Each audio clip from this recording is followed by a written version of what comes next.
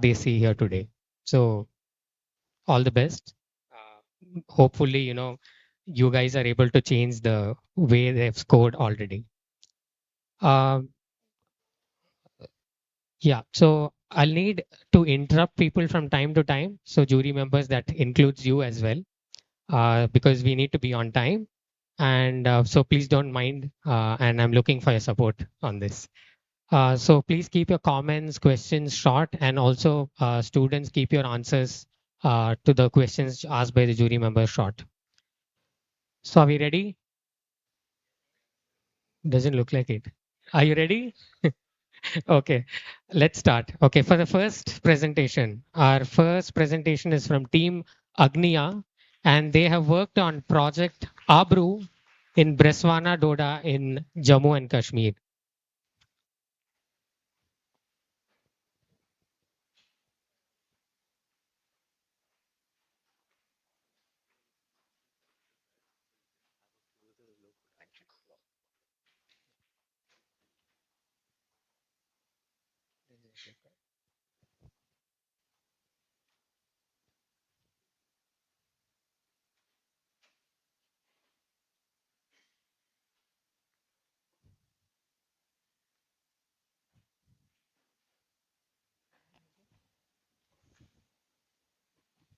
So, team, you will have 20 minutes to present your work to the jury members.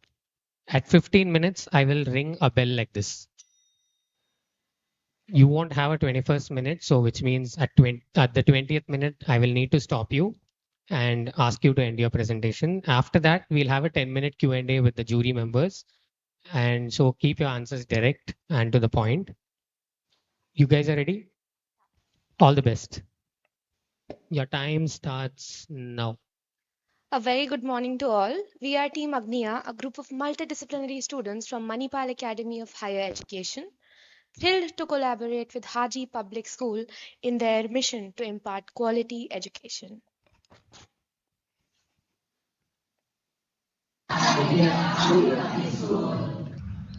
High in the rugged Himalayas of Doda, Haji Public School serves a resilient community of first generation learners.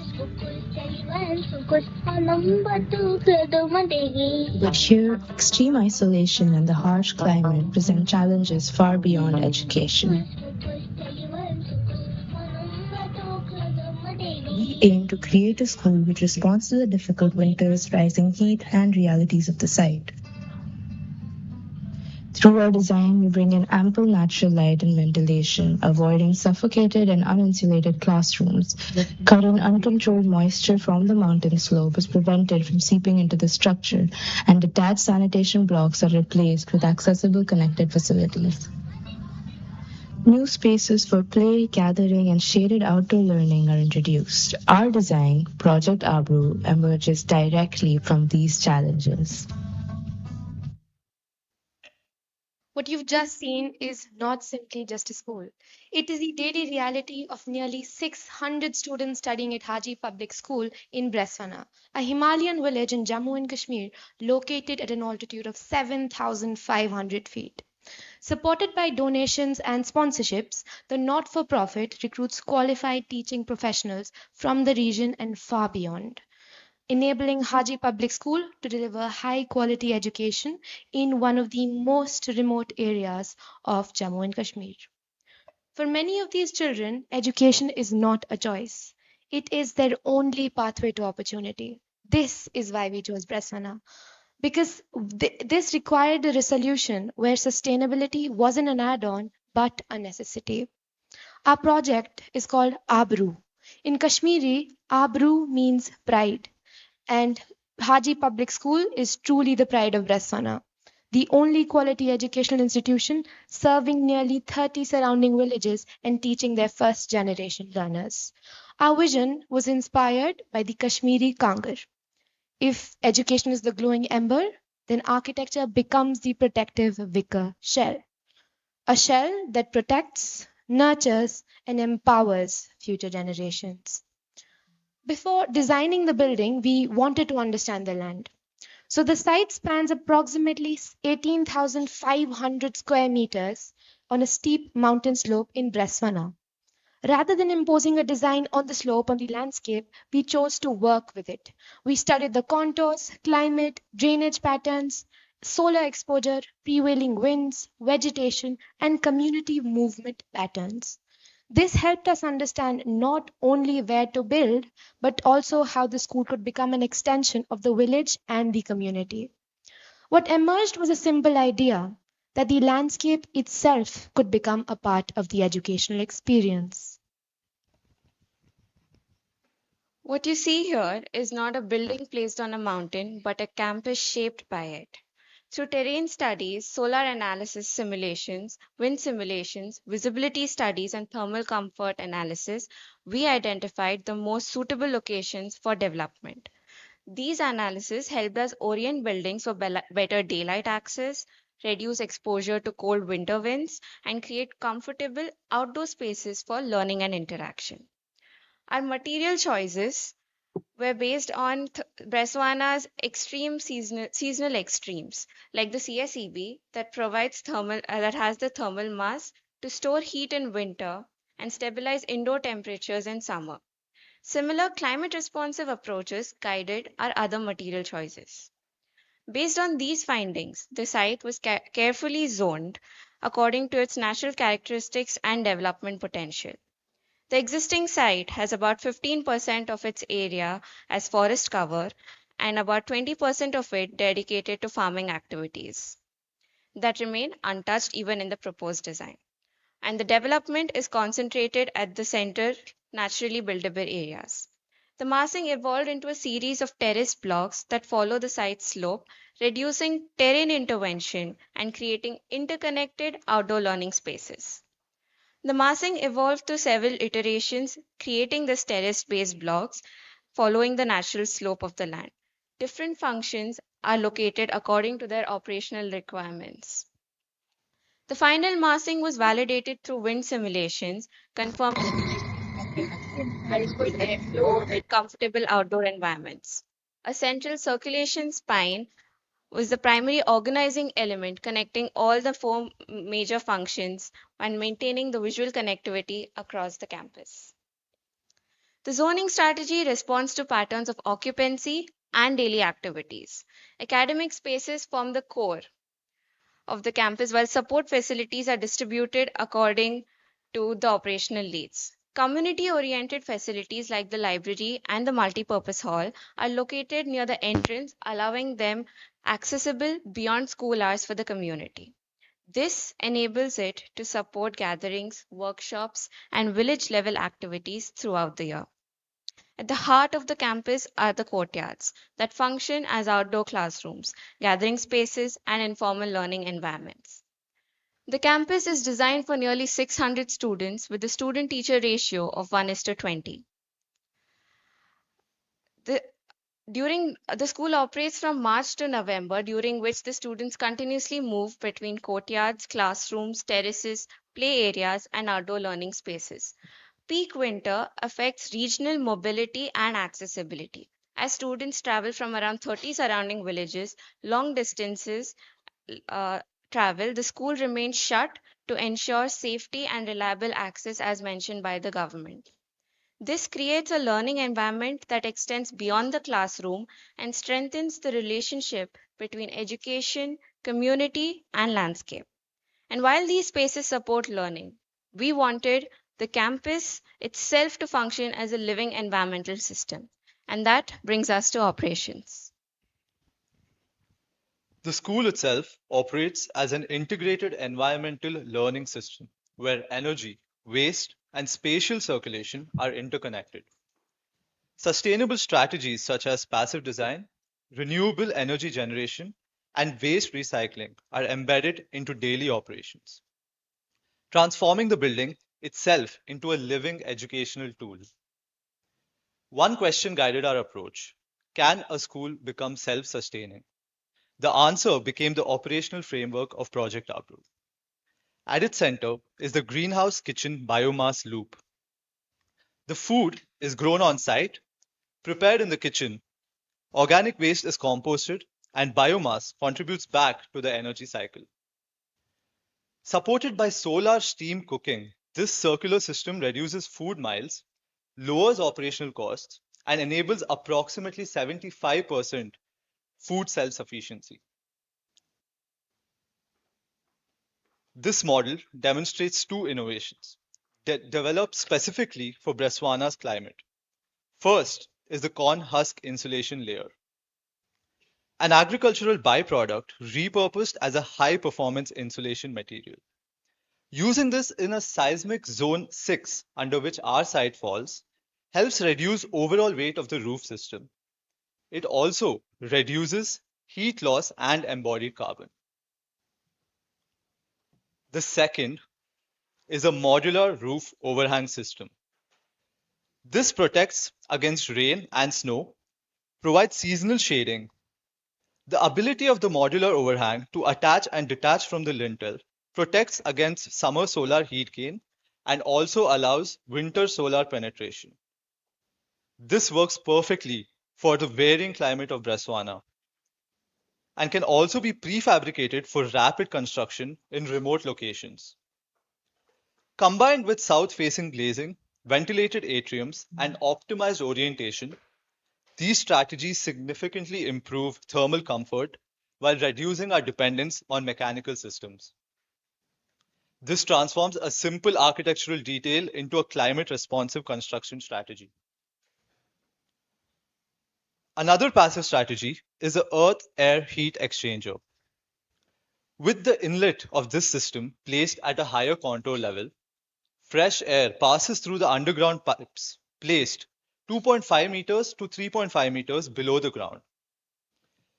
This is where the temperatures remain relatively stable at approximately 4 to 17 degrees Celsius compared to the ambient summer temperatures. The 50-meter long HDPE pipes naturally precondition the air and reduce the need for conventional cooling systems. Structural analysis using StatPro informed load distribution, structural stability, retaining wall placement, and material optimization across the challenging terrain. This integrated approach allowed the architecture and structure to evolve together, resulting in a safer, more efficient, and site-responsive solution. The outcome is a campus that doesn't merely consume resources, it manages them, it teaches them, and it demonstrates them. A school in Botswana must do more than function. It must remain operational during uncertainty. Therefore, resilience becomes a fundamental design driver. The campus is designed for seismic zone 6 conditions using raft foundations, structural wall systems, and optimized load distribution strategies. Flood resilience is achieved through contour responsive planning, drainage channels, and gabion-based retaining systems. For extreme winters, passive design measures and insulation reduce seasonal heating dependence by approximately 90% during operational hours.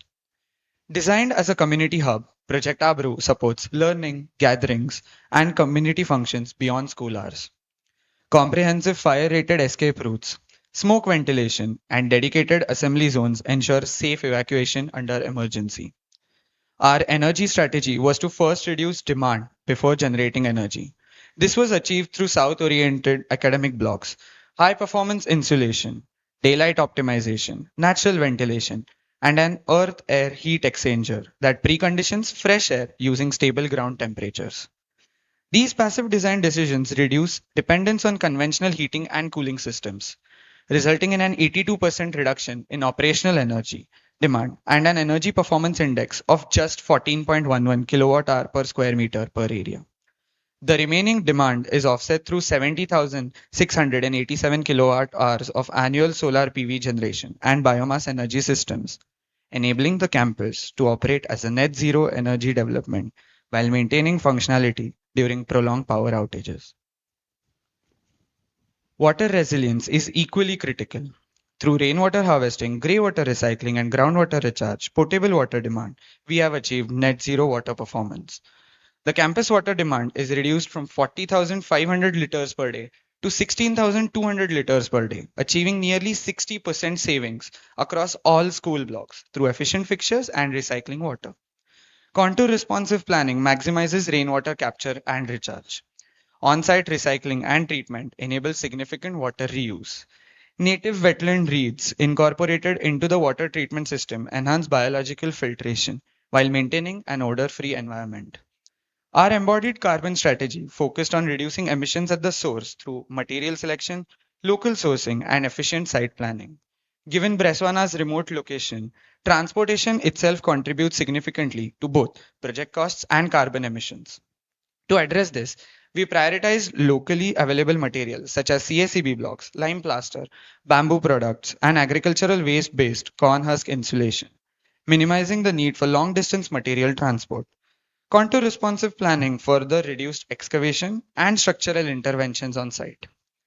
Together, these design decisions reduced embodied carbon from a conventional baseline of approximately 194 kilograms of CO2 emissions per square meter to just 50.2 kilograms of CO2 emissions per square meter, a reduction of over 74%, while simultaneously lowering transportation costs and strengthening the local economy.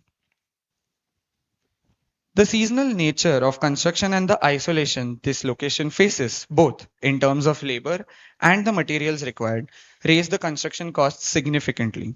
We have achieved 40% reduction from baseline estimate at 53,900 rupees per square meter to 32,196 rupees per square meter. Cost reduction is mainly attributed to repurposing and reuse of assets, material savings by using local and on-site resources, OPEX savings by using renewable systems, and context-specific basic construction techniques are employed. With utility and maintenance costs reduced significantly, we lower the replacement costs over 25 years by 66%. The base case estimates were considered from Jammu and Kashmir schedule of rates, local contractor pricings, and nearby school case studies. And annual savings continue to support the school's long-term development. Beyond reducing emissions, Project Abru transforms its existing carbon sequestration potential into an estimated rupees 10 lakh of carbon credit revenue over just 5 years, creating an incremental long-term green income strategy. As we conclude, we would like to return to the idea that first inspired this project, the Kashmiri Kangar, a vessel that protects warmth during winter. Abru reimagines architecture in the same way, not as an object, but as a protective framework for education. A framework that enables resilience, self sufficiency, dignity, and opportunity.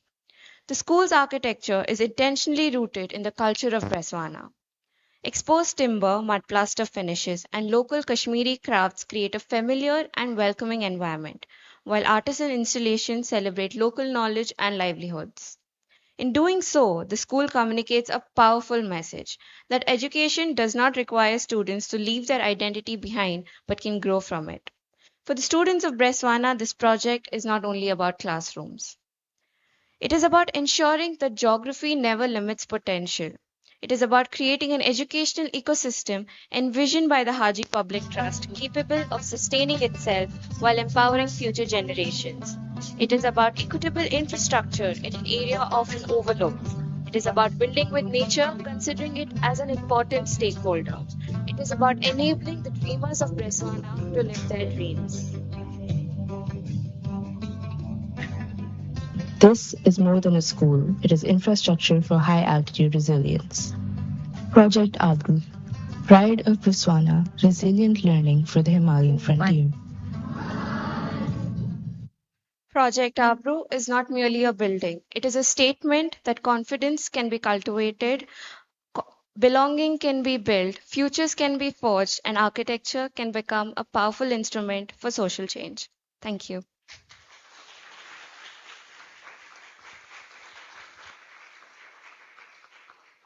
With almost 3 minutes left on the timer, great job, team, on finishing well in time.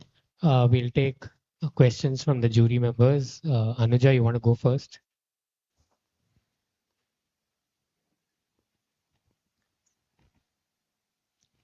Hello. Yeah, it's on. So great work, and you must congratulate yourself. The great teamwork, everything put together. I don't have any a strong specific question. Project is sizable, so planning-wise complexities are lesser. I mean, if I have to compare you with the urban school, yes, the forms are much simplified.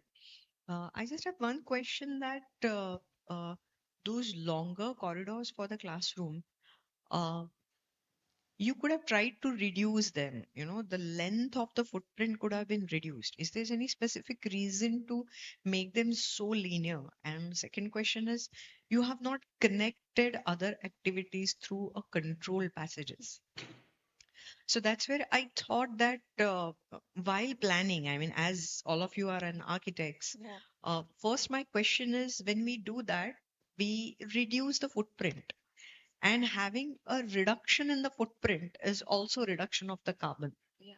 So if you want to justify from the space connectivity standpoint, uh, my question was any specific reason not to connect, because Jammu Kashmir weather is quite extreme conditions, and then it's better that the children walks through the controlled environment. Yeah.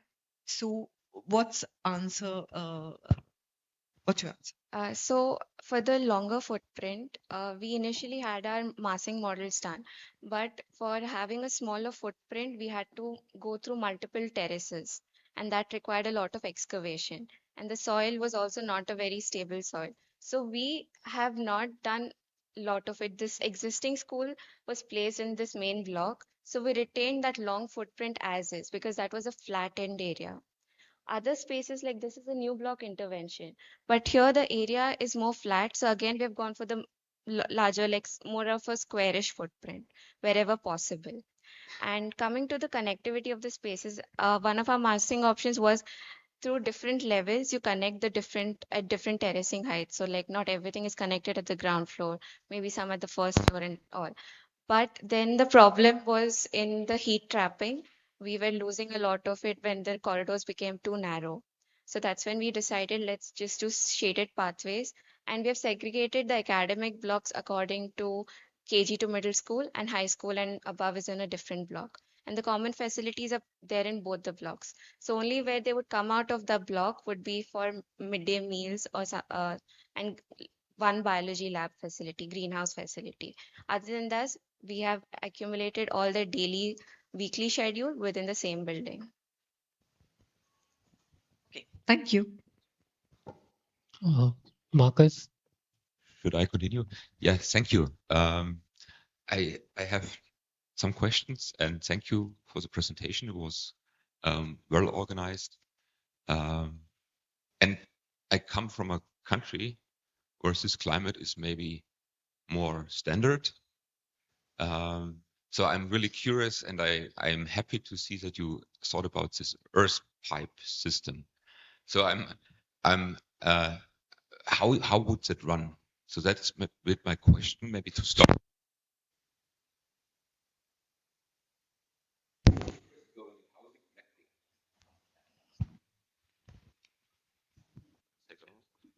This one better? Yeah. So Thank you. I could just start by explaining how the entire system works. So there is one external unit which is placed in an open area, and the air enters into the external unit because of air pressure, and we've also mechanized it a bit. Then the air travels through pipes under the ground. Yes, generally the pipes are 50 meters long, but we don't need to use. Yeah. Yes.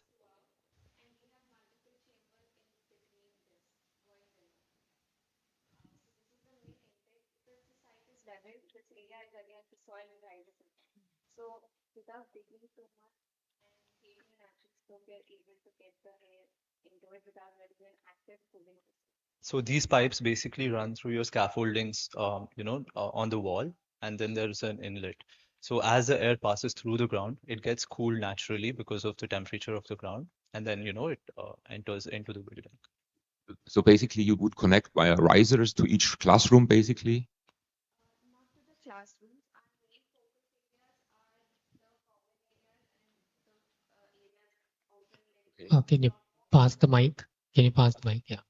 Thanks. our areas are not the classrooms because classroom thermal comfort doesn't really require more cooling because our passive strategies are comfortable.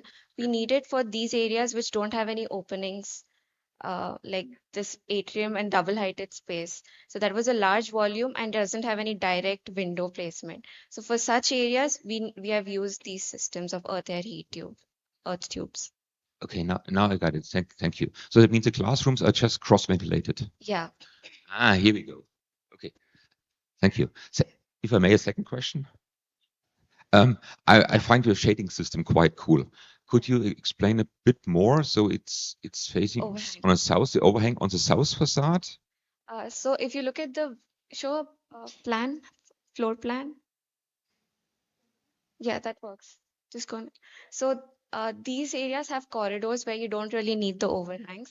It is needed in these areas in which there is no corridor and the windows are south facing. So in summer, can you hold the model? In summer, we want the users to be able to put up the overhangs. So for our model, when we simulated, we required a 600 projection.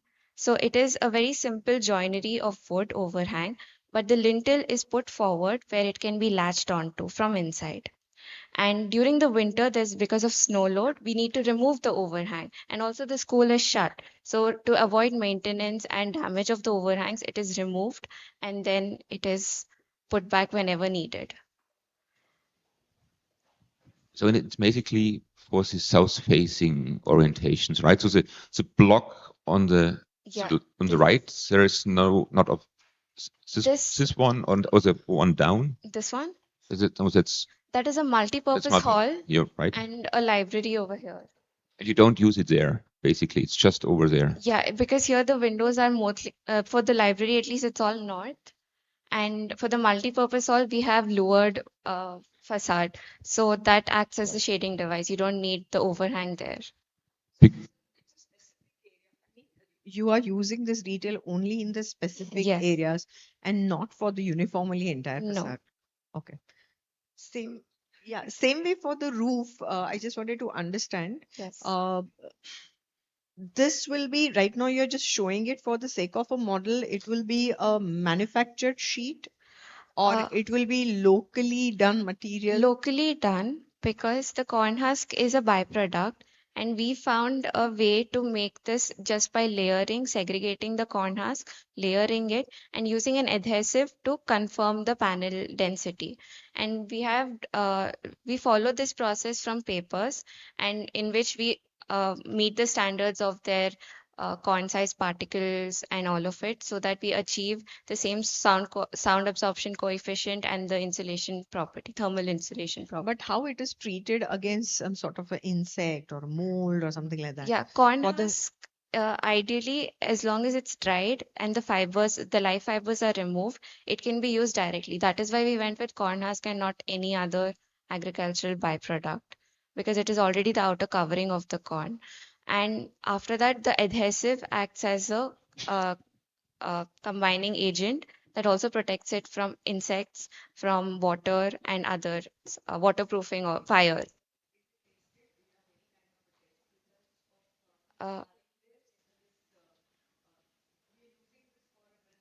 Yeah. Yeah.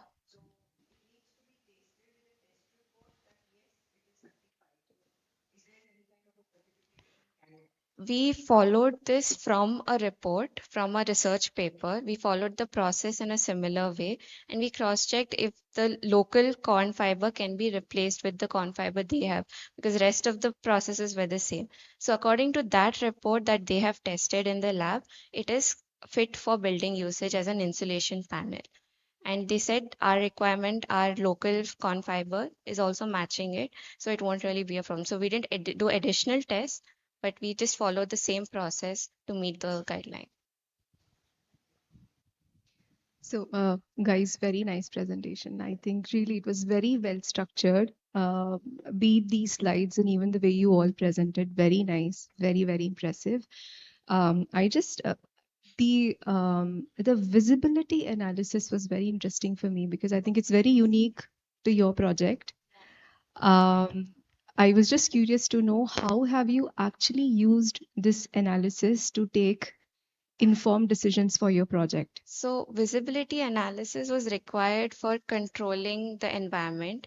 Also, not just as the building to be visible from outside, but also in terms of if because we don't have a dedicated playground. The playground is right in front of the buildings in an open area.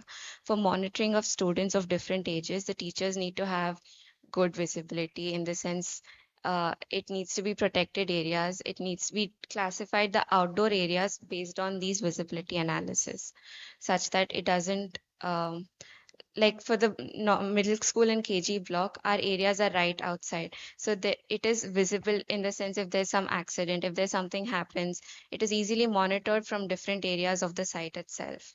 So in that way, that was the main point for us doing the visibility analysis. Okay, because the way you have taken a simulation approach is quite unique. I was curious to know about what are the units that you have taken because there's a clear color contour, there's a heat map, right? Yeah. So, what is the unit that is being considered here when you say that you have a high visibility in that zone? It is. So, you see the blues and the Yeah. yellows and the red. So when you say red or when you say yellow, does it mean that you have high visibility or it means that you have low visibility? So I think a clear legend is very important to mark. That's one. Second is, as I said, that it's important to show how did you use this analysis to design your building or to basically, place your blocks meticulously so that there's a clear link. That was one. Second is you showed multiple energy conservation measures. How have you achieved such a low EPI, which is 14, which is a very, very efficient EPI that you guys have achieved? But did you try understanding the incremental reduction because of which strategy are you achieving maximum reduction?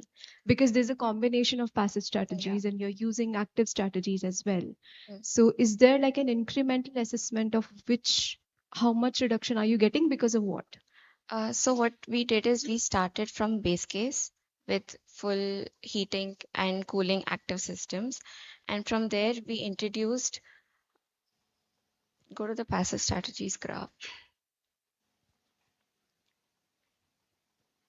Next. So if you look here, we started from active heating and cooling systems from base case EPI. And then what we did is we tried changing or like lighting, fan, smart boards, those being upgraded to more efficient systems. That got us so much reductions each time. And then we switched to passive strategies to avoid the use runtime of the active strategies. That further reduced our EPI. And when we noticed that our comfort was matching with when we increased the passive strategies, we decided to eliminate certain active strategies and enhance these passive strategies alone. So it would have been great if you would have explained that process well, because how are you achieving that low EPI? And here again, these numbers, if you say 75% reduction, 65% reduction, so in combination, so you're saying, I think if you use, for instance, the LED lighting, you can achieve 75% reduction in lighting consumption. Yeah, lighting consumption. So that's why this bifurcation is very, very important in terms of which category are you reducing, how much are you reducing, because your EPI represents the total consumption, including lighting equipment and even cooling as well.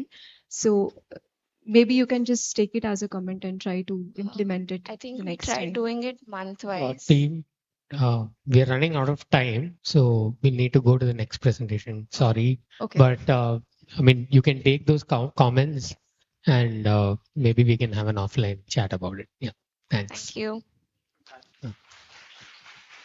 So thank you, jury members. Thank you, Team Agnya, once again. Let's take 5 minutes and team, you can move your component model out.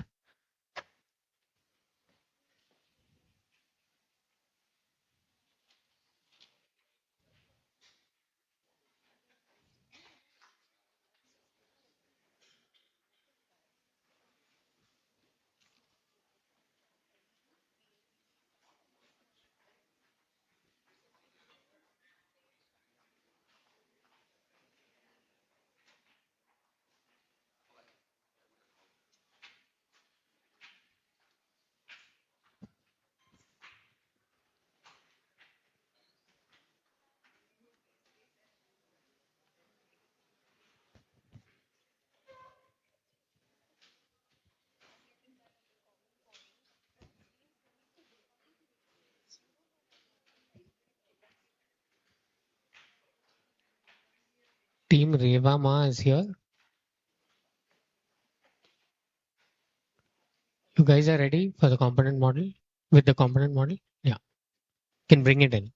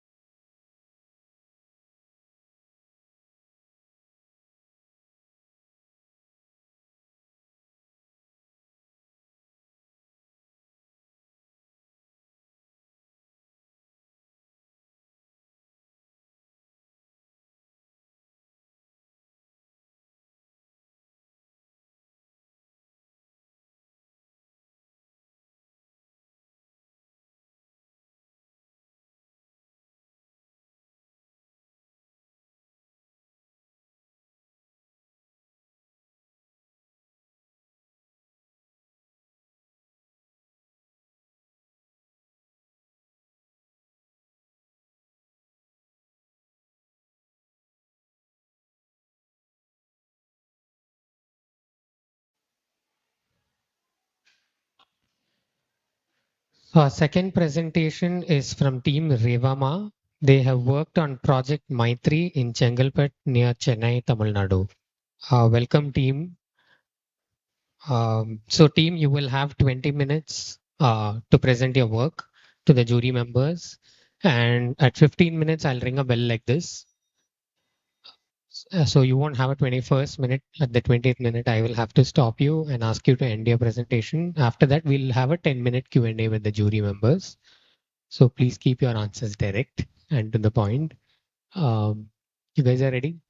We'll start. Yeah. So your time starts now. All the best. Good morning, respected jury members and everybody present here. We are excited to present Riva Ma, a multidisciplinary team of 15 students from Chennai drawn together by a passion for design. So we'll first be looking at an introduction, followed by the 10 contest, and then a conclusion. Like most days, headlines were filled with development and infrastructure issues. As Chennai expands and Chengalpet emerges as a major growth hub, there was rapid urbanization and therefore increase in population, which resulted in a demand for more schools. Schools don't just shape minds, they actually shape the kids' future. If a child almost spends one third of the day in the school, shouldn't the school itself be one of their greatest teachers? The spaces around the child silently shapes how the child think, understands, and interact with the environment. So, as architects, we asked ourselves one question. Could a school teach and demonstrate sustainability before it has ever been taught inside the classroom? So that question was the foundation of Maitri, not simply a net positive building, but a living classroom in which the students learn from the building and the building itself becomes their teacher. Every meaningful design begins with listening. Instead of asking what the building should look like, we first asked what the site was already telling us. Our site in Chengalpet experiences warm and humid climatic conditions, strong solar radiation, prevailing southwest and northeast wind flow, and seasonal rainfall. Rather than designing against these conditions, we allowed climate to become our first design consultant. climate informed the architecture, and user informed the spaces. Our client, Westfield International School, envisions to provide a child friendly environment with IB curriculum. Discussions with them gave us an understanding of the user needs, which were then translated into area program, which shaped our design. Our school is designed for 400 students with 65 staffs, which adds up to 465 users in total. The existing mature trees became our first architectural element. Instead of removing them, we preserved them. The next, prevailing southwest wind and northeast wind shaped our campus planning. The academic blocks were fragmented into interconnected volumes that naturally ventilate the classrooms and the courtyards. Multiple iterations were explored to optimize climate and experiential quality. Classroom clusters form the modular base of the school, enabling flexibility and future development. Finally, the sun defined our orientation. The building maximizes east-west exposure while maximizing controlled daylight through north and south facades. Our site is a blend of academics, recreation, services, and seamless landscape. Our campus is organized around a central learning spine where the movement itself creates a path of learning. Visual connections between the classrooms, courtyards, and collaborative spaces encourage interaction while improving safety and intuitive wayfinding. Rather than designing an isolated building, we designed an ecosystem where architecture and landscape interact seamlessly.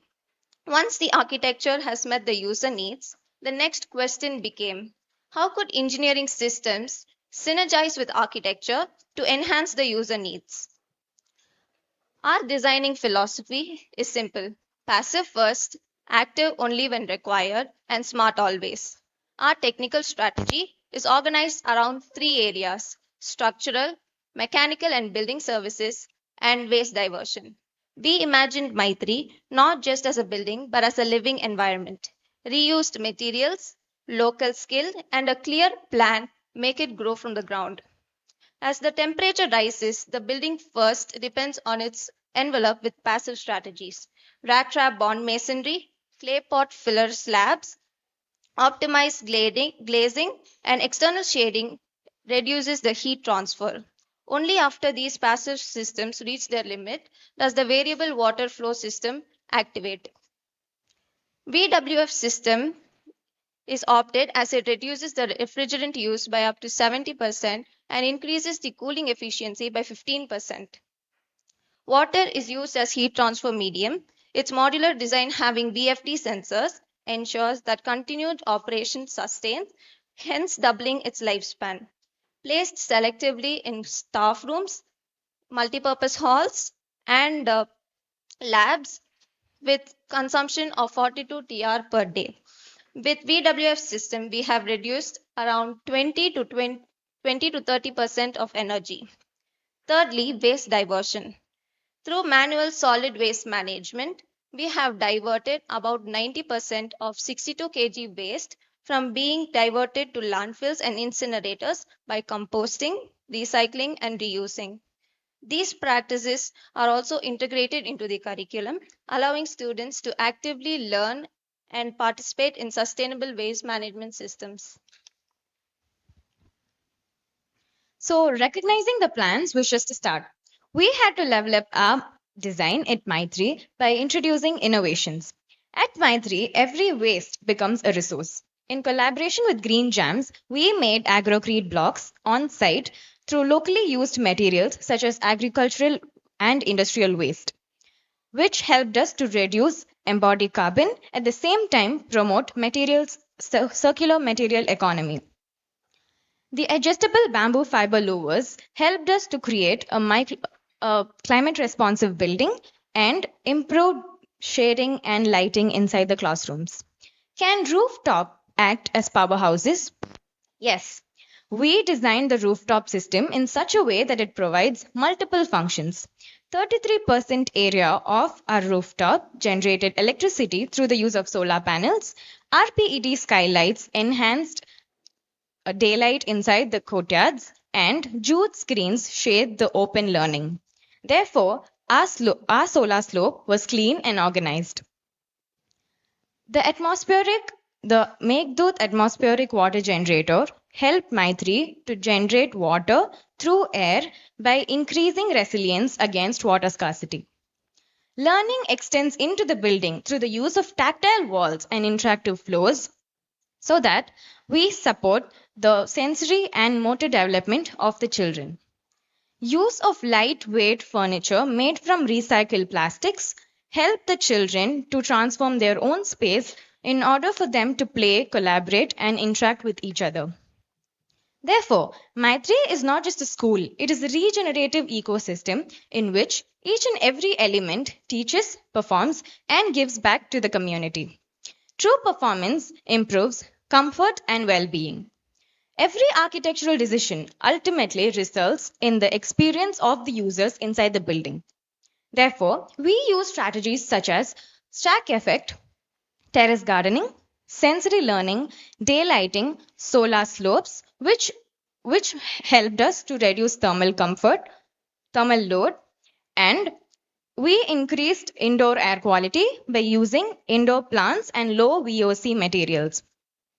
Continuous airflow inside the building improves the indoor air quality from 30% from the actual NBC standards. When every morning, fresh air enters the classroom through shaded openings, cross ventilation removes the accumulated heat, and daylight enters the classrooms. We use natural daylight, which reduced our dependence on artificial lighting. We also improved visual comfort by minimalizing glare, and use of high thermal mass materials led us to receive a temperature of 2 to 5 degree.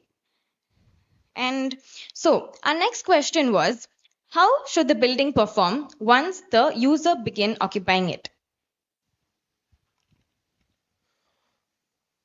Our energy strategies follows 3 steps: reduce demand, improve efficiency, and generate renewable energy. Passive architectural strategies improve cooling load, making our base case to 45.6 EPA. Orientation specific overhangs and window wall ratio was the first energy conservation measure, which helped reduce 15.13% reduction. We have made multiple iterations for walls, roofs, and glazing. Furthermore, implementing energy efficient fixtures and VWF system resulted in 50.2% reduction to 22.7 EPA. Only then we sized a photovoltaic system. The rooftop solar stove together with photovoltaic parking pergolas resulted in generating clean electricity while giving shaded parking. The result is a campus capable of generating more energy than consuming it with 84.7% net positivity. Energy performance cannot alone define sustainability. Just as energy follows a cycle, so does water. All water-related services are zoned based on accesses highlighting bioswales, dugwell, and water filtration. And MBBR for STP is compact and reliable, achieving a 61.5% net positive and IGBT net positivity. Rather than asking where can we obtain water, we ask how can every liter serve the campus before it leaves. Our responsibility begins before the building is occupied. Performance begins during design and material selection. Rat trap on masonry reduces material consumption while improving thermal resistance. Agrocrete blocks utilizes agricultural waste by reducing 80% of carbon emission. Clay pot filler slabs reduce concrete volume, which in turn reduces carbon emission by 90%. Every material simultaneously improves thermal comfort, reduces operational energy, and with an overall 89% reduction in the carbon emission. Sustainability also means ensuring that resources continue their journey instead of becoming waste. In Maitri, every resource is viewed as a part of continuous cycle. Water is harvested, treated, and reused. Organic waste is composted and returned to the landscape. agricultural waste is transformed into agrocrete blocks. Renewable energy powers daily operations. Instead of designing a linear building that consumes and discards, we designed a regenerative building where resources continuously circulate. A regenerative building must be prepared for an uncertain future. Our ultimate objective was to create a building that remains relevant, resilient, and responsible for the future. For Chengalpet, there is high temperature, unpredictable rainfall, increasing heat stress, and increasing energy demand. We've used elevated plinths, permeable hardscapes, bioswales for mitigating flooding, whereas we've used building orientation, passive cooling for maintaining comfort even during power outages and reducing the heat stress. Other elements like continuous lintel band of 150 flexible open spaces, adequate standards for corridors and staircase according to NBC standards were provided. A renewable energy system reduces the dependence on the electrical grid, making our building resilient and autonomous. Our greatest saving does not come from expensive technologies, but comes from intelligent design. We have used various strategies for reducing capex and opex. Passive cooling reduces mechanical load. Local materials lowers transportation impact. Efficient strategies reduces operational cost. Low maintenance solutions reduces life cycle expenditure.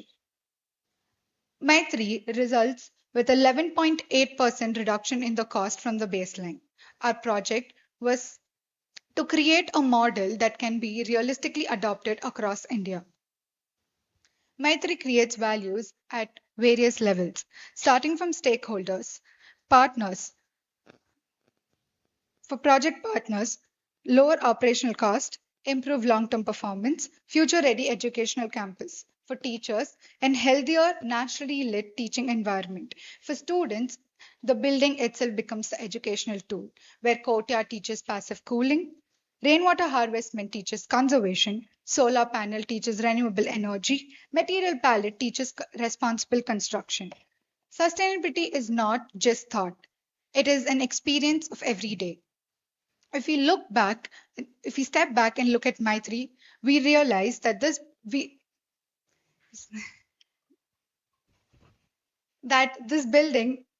project was never about designing another school. It was reimagining what a school can become. Through smart designs, passive strategies, efficient system, reuse of materials, and rainwater harvestment, we can reduce water and energy demand, thus making sustainability practical. We began with this child walking into our school for the very first time. Years later from now, they will never remember what they learnt in the classroom, but they may remember studying under the shade of the existing trees. They may remember the daylight inside the classroom. They may remember feeling the breeze naturally flowing in the corridors and playing in the courtyard. They may remember seeing the rainwater harvestment rainwater being collected instead of being let out. And perhaps without even realizing, they will, and perhaps without even realizing, they will,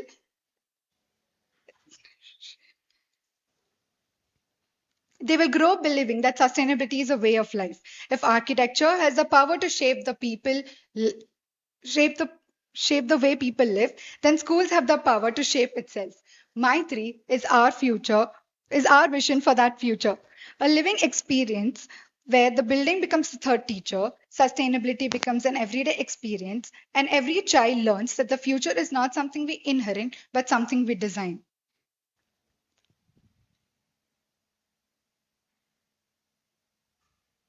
My3 is more than a school. It's just where sustainability becomes a lesson and Riva becomes a way of life.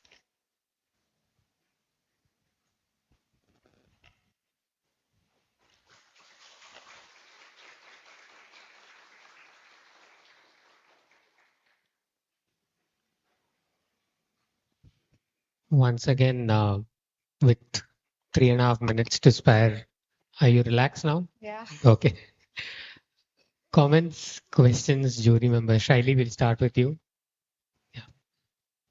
So guys, good job. And first of all, just calm down. It's okay. It happens. Okay. Totally fine. See, what I really liked about the presentation is that metric that you have put together, right? On the X and Y, you have all the 10 segments, and then you have tried to talk about which strategies are working, what is the correlation between two sections, and which one of them are working the best. So I think it was quite good to look at it in terms of what strategies are you putting in, and what is eventually their impact on the project. So good job with that. I typically see, if you look at the overall design of your building and the massing that you have done, it seemed to have a very, like the depth is pretty much okay, which will actually hamper the daylighting levels which are going to get inside the building. Although you guys have performed daylighting assessments, but if you look at the overall design of the building, plus there is also a courtyard which is provided in the center, but it's covered by the solar panels. So effectively, if you look at it, the building block is quite wide. So I'm not sure which classrooms have you taken to show the daylighting penetration inside the building. But if you look at it, it seems very difficult to achieve good daylight levels in this space. So that is first comment. The second comment I had was on the atmospheric water generator, the AWS systems. Yes, they do sound very fancy because you are generating water out of thin air, which is great. But I would have questions in terms of its efficiency. First of all, is it really needed to be used in the system? Because it's very energy intensive. You need to use a lot of energy to generate that water. I could see that you are treating, because eventually it condenses the water, and that condensed water is something that you consume. It cannot be consumed directly. You have to treat it also. So I can see that you have you're talking about its filtration as well and the treatment, but eventually the question is its capacity. How much would it produce? Again, is it really needed? Can't you like use some other type of water filtration systems? And as I said, it's very energy intensive. I don't know if you guys have considered that in your calculations. Coming for the daylighting, the solar slope that is on top of the courtyard has RP, that's a recycled plastic that is like transparent or translucent material that penetrates daylight inside, yet it is waterproof. So the daylight does enter through courtyard as well. The solar panels are kept minimal over the courtyards, and they're more over the building surface, so on the roof level. So we've done an overall building daylighting analysis, and we've achieved around 36% increase in the daylighting. See, I'm not sure how these assessments are done. To be honest, if you can, I mean, if you're analyzing the entire floor plate, including the cutouts in the center, I would really question the accuracy of this assessment. But let's park it aside for the next time. But I think you need to focus it on space by space, which is on the left. But again, the question is, where are these classrooms? Is it on the ground floor, first floor? Is it inside the courtyard? I mean, toward facing the courtyard or what? So, these classrooms are actually facing the northern side. It's tagged on the northern side of the building. Shaili, can I just add that question a little more architecturally? I have one suggestion that you go back to your floor layout where you have shown your passages and your classrooms. Because my question is also in the same direction. So, okay, just stay there. Now her question is, and that's what every time you have said that you have referred NBC. Now, per capita, per student area is a very important factor for the efficiency in the design. Okay. So when you look at the efficiency of the design, your passages area are equal to your classroom areas. And then the overall depth is very challenging because then you're creating a monster and you're trying to resolve it. Okay. That is a first step one. Now, Shaili answer that they have created this 3 classroom module, and that's what is oriented towards the north side. But her question is very right that by just creating a certain amount of skew and not having 90 degrees doesn't resolve architecturally the issue. I can get the same results even if I take it at a 90 degrees. So efficiency of a floor space is the most important thing. You have almost consumed 6 lakh square feet of area. Am I right? Now we're not consuming the entire site area. We're only building up for 2 2,000. FSI. You have consumed 2 Yeah. FSI. Your land parcel is 4 acres. They So already has existing buildings. okay. So then you have various forms. You know, every form will have its plus and minuses. And then eventually your courtyards, and she rightly pointed out, your 3D views are showing that they are covered on the top with the solar panels. So maybe you're allowing a daylight, but the amount of wind which is required for the cross ventilation and overall comfort and various other attributes are getting diluted because of your flow plate.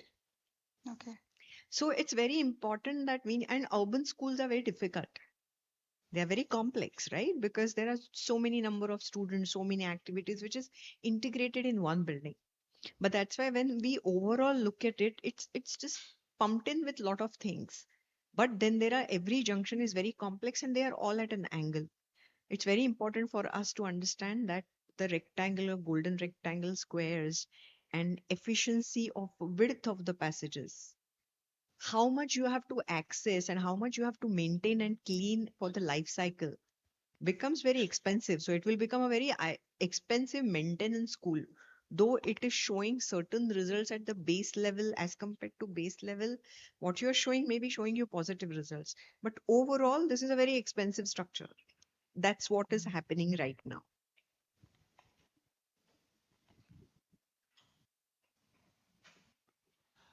I have a question. I'm not so familiar with the climate.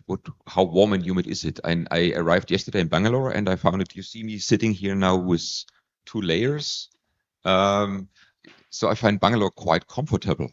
I guess it's more humid and more higher in temperature. What is the temperatures outside? And then the question comes, did you also investigate on comfort of the people? Do you use, for example, the Indian summer comfort standard, or what are you thinking on that?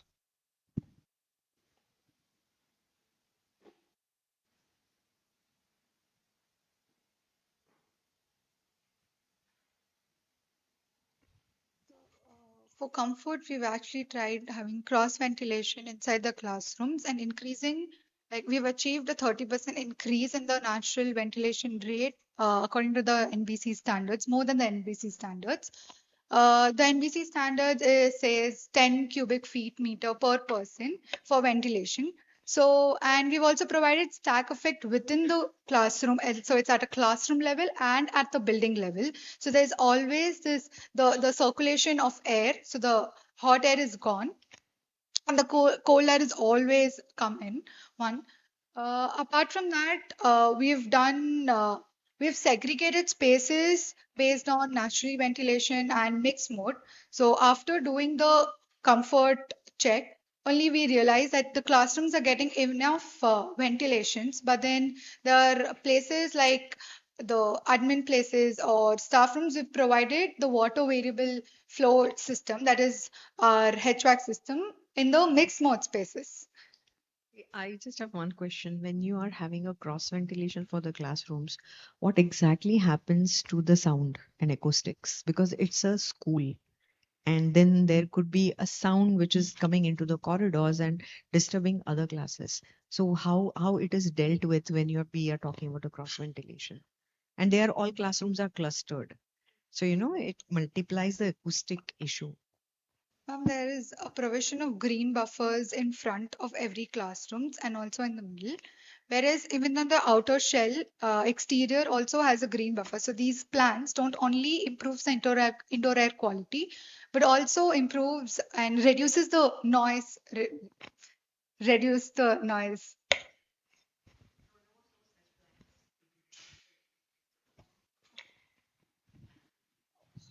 Just in a question, maybe again to cross ventilation. So you did some CFD studies here, and I think the top is the cluster, and what do we see below the building? No, not the movie. The movie is, but on the left side, what is the picture down? What is this section? That's basically the entire block, right? This is the entire block. This is the building. Right. And this is the classroom cluster showing the ventilation rate, CFT analysis. So if you can see, the air circulates, but due to the low pressure, it also there's a stack happening. Just a comment. So you see on the lower picture on the left that obviously the buildings in front of the cluster is blocking the wind. So just that's maybe a question I would have if the structure could be optimized and be more open to allow more cross ventilation. So that maybe it's also is in line with the daylight question from before. But I think we are already again out of time. Yeah. Maybe quick minute if you want to answer that. We have a minute more. Yeah. We have a separate time for the model, so yeah. Okay. Thank you, jury members, for your comments and questions. Thank you, team Rivama.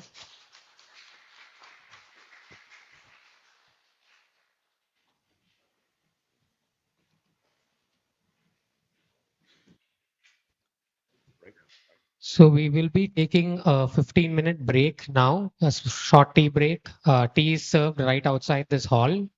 And we'll be back at 11:25. Yeah, we'll be back at 11:25. Folks online, I request you to stay tuned. We'll resume shortly and we'll be back to support the teams.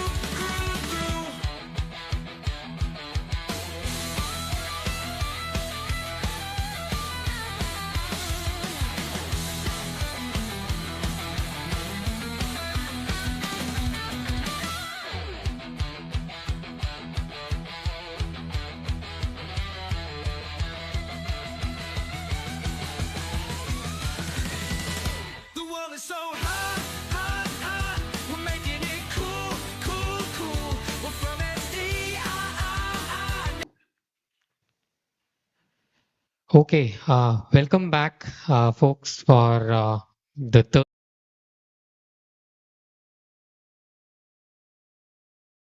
They have worked on Project Nirantara in Kundapura, Karnataka.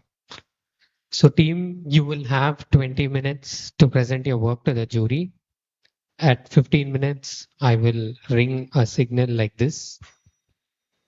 You won't have a 21st minute, which means I'll stop you at the 20th minute. And after that, we'll have a 10-minute Q&A with the jury members. Guys, ready? All the best. Yeah, the time starts now.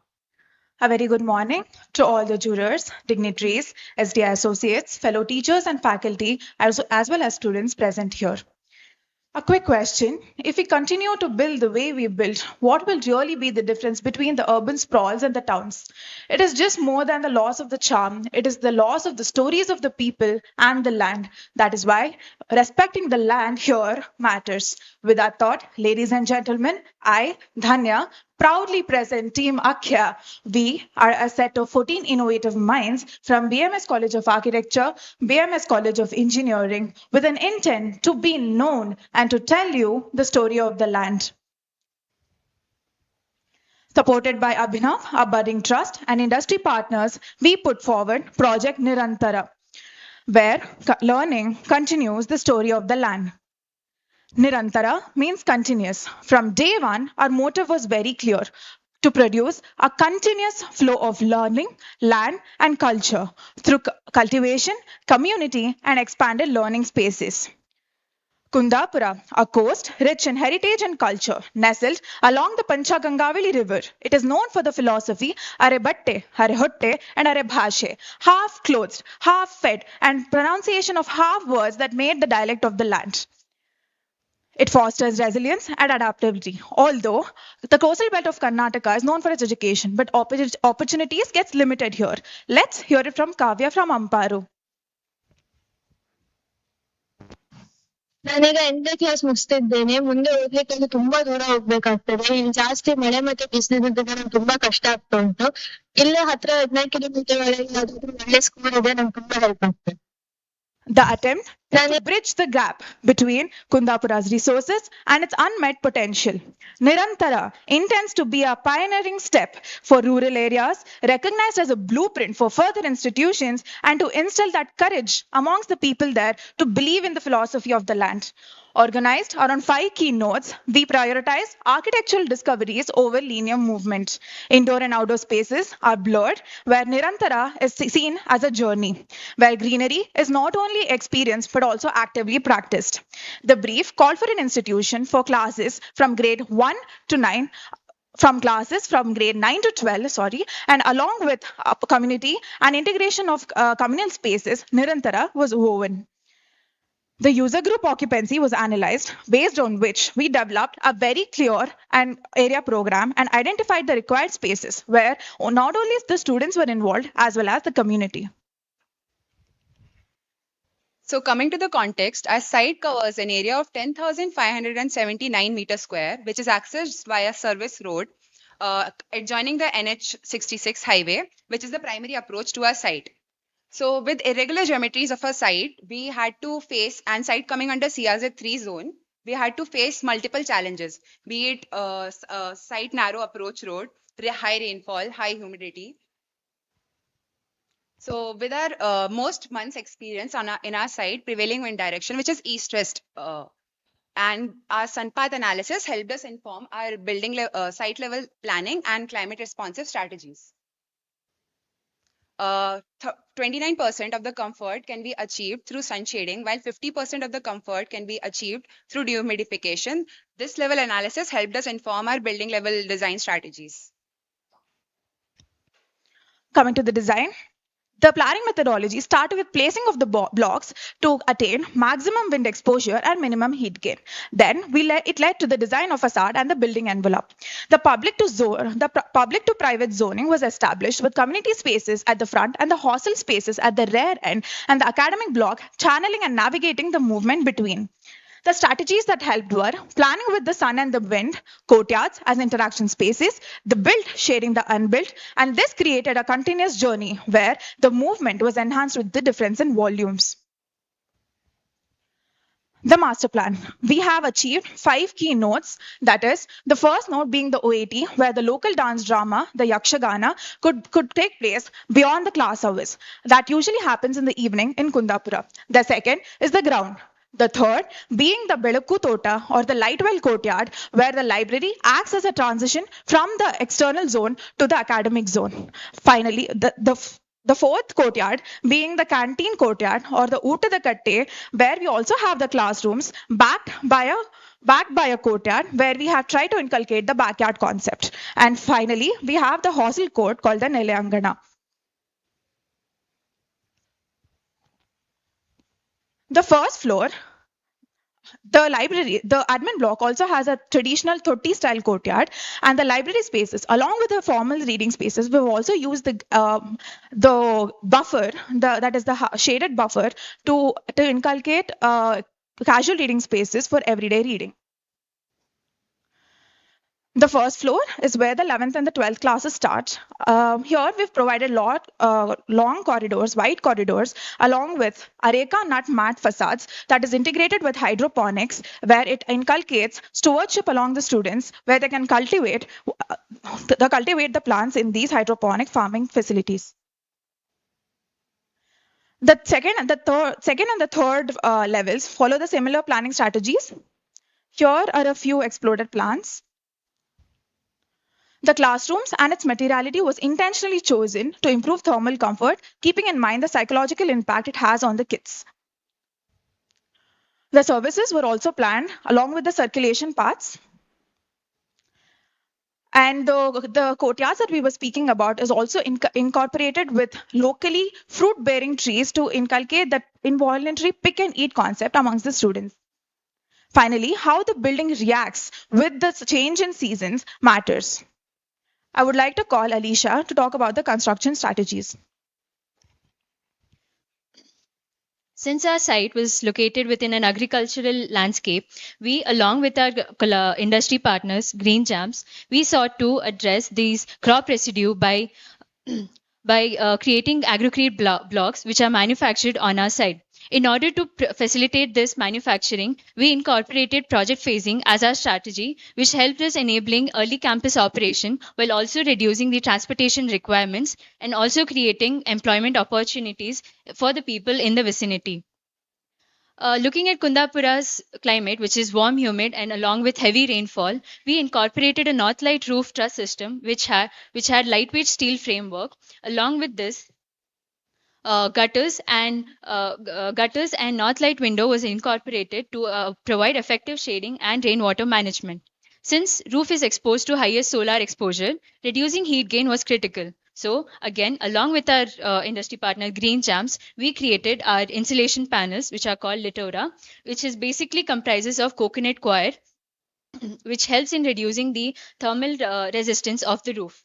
The other strategies that we've incorporated for the building are operable windows. So these are aluminum framed windows which have horizontal louvers made from cocoa wood, which shields the building from wind-driven rain while also providing adaptive ventilation.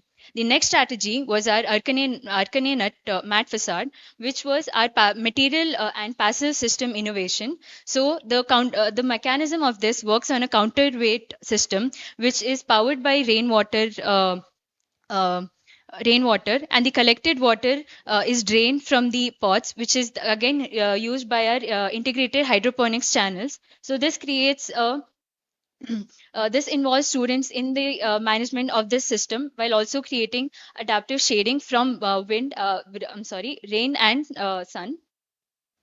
And building on a concept of extending educational spaces into the outdoor, we created a furniture seating called Arcus, which is a series of laminated bamboo arches which provide adaptive shading and shading from wind and sun, while also creating a recreational space for the students. So, from the waste management strategies that we incorporated, we could successfully divert 91.7% of the waste generated in the campus and achieving the IGBC net zero waste to landfill targets. And in order to do so, we created defined areas for collection, segregation, and storage in our site, which could also facilitate the local circular economies. The organic waste that is produced from biogas and composting systems created a valuable resources for the local economies and could be sold in a local Sante market initiative, which was just 650 meters from our site. Our early psychometric chart analysis revealed that humidification was a main concern since majority of the annual hours showed a reading of 60 to 80% of RH levels. So dehumidification was critical. In order to do so, we adopted a desiccant-based DOS unit, which comprises of a silica gel-based wheel, which actively removes latent load, which is moisture, then passes the conditioned air to occupied spaces. Overall, GridSense AI became our operational backbone for the building, which helped in monitoring and controlling the operations, including the HVAC, and it also efficiently helped in efficiently increasing the life cycle of the building. Coming to the comfort and well-being, so our site layout is aligned with the prevailing wind direction, promoting cross-ventilation and natural cooling. Venturi gaps between the building blocks helps accelerate the airflow across the site. So choose choice of insulation materials, green buffers as hydroponics, and harsh sunlight and light wells integrated in our design basically help us in overall making indoor environment very nice. So we have utilized north roof truss, deep overhangs, open air corridors to optimize daylight, minimize heat gain, and promote natural ventilation throughout. So this section basically shows how we have utilized all the strategies and to basically improve a natural ventilation, air comfort inside the building, and yeah, simulations.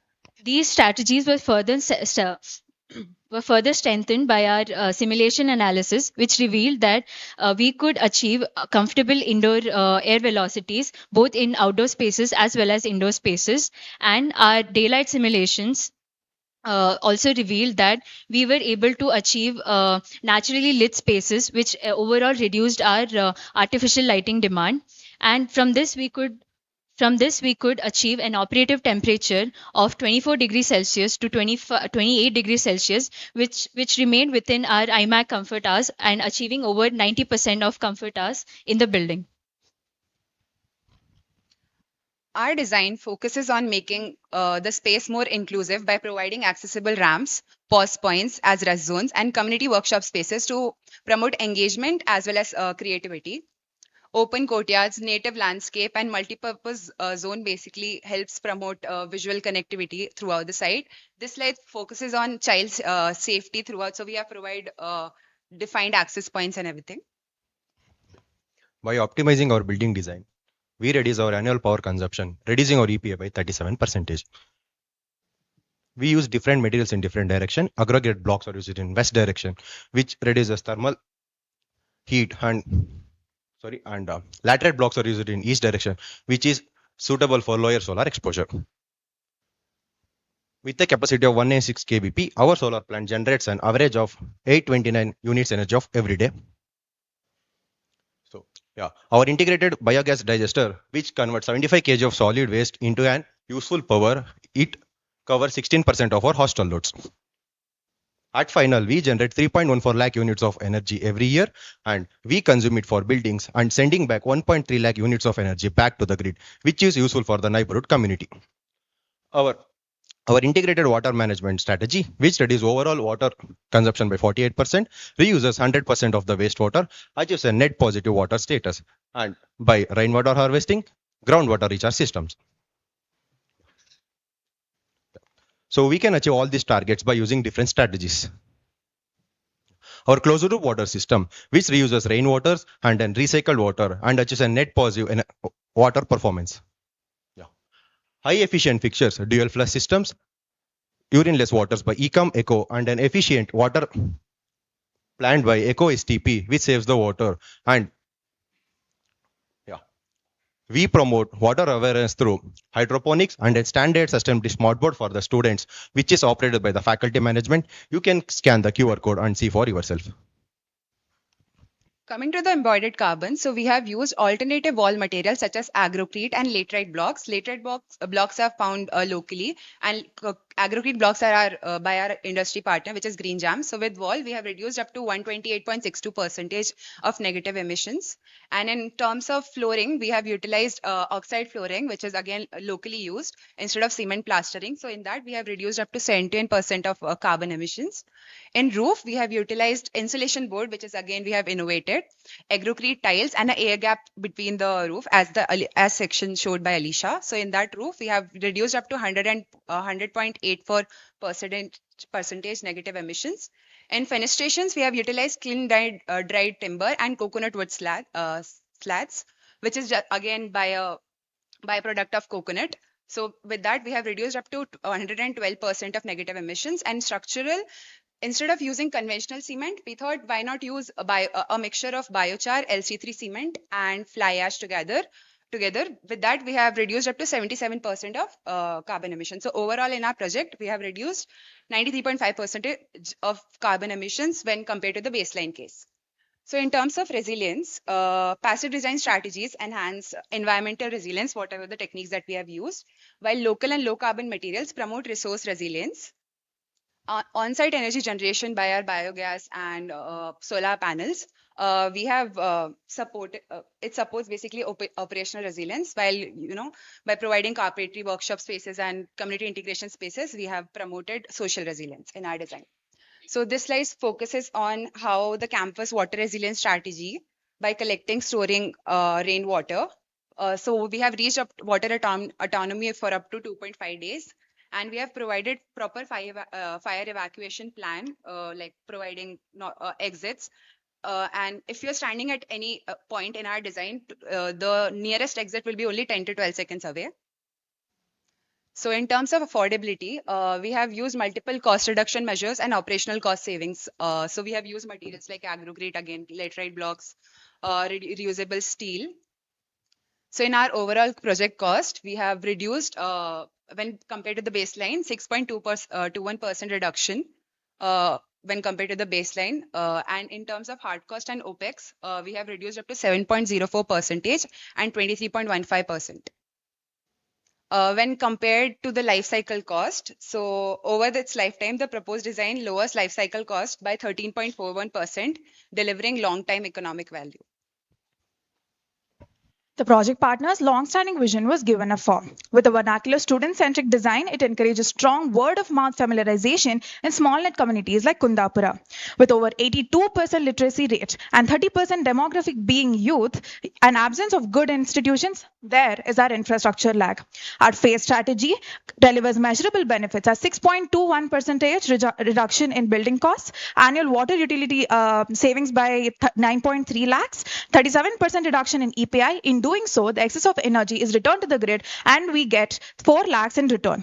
With 93.5% reduction in embodied carbon and use of innovative building materials and elements like our Litora insulation panel, our Areca nut facades, and also our hydroponics. This can be a potential framework for coastal belt institutions. Our furniture innovation, the Arcus, along with the building materials, it can be a potential framework for the rest of the institutions.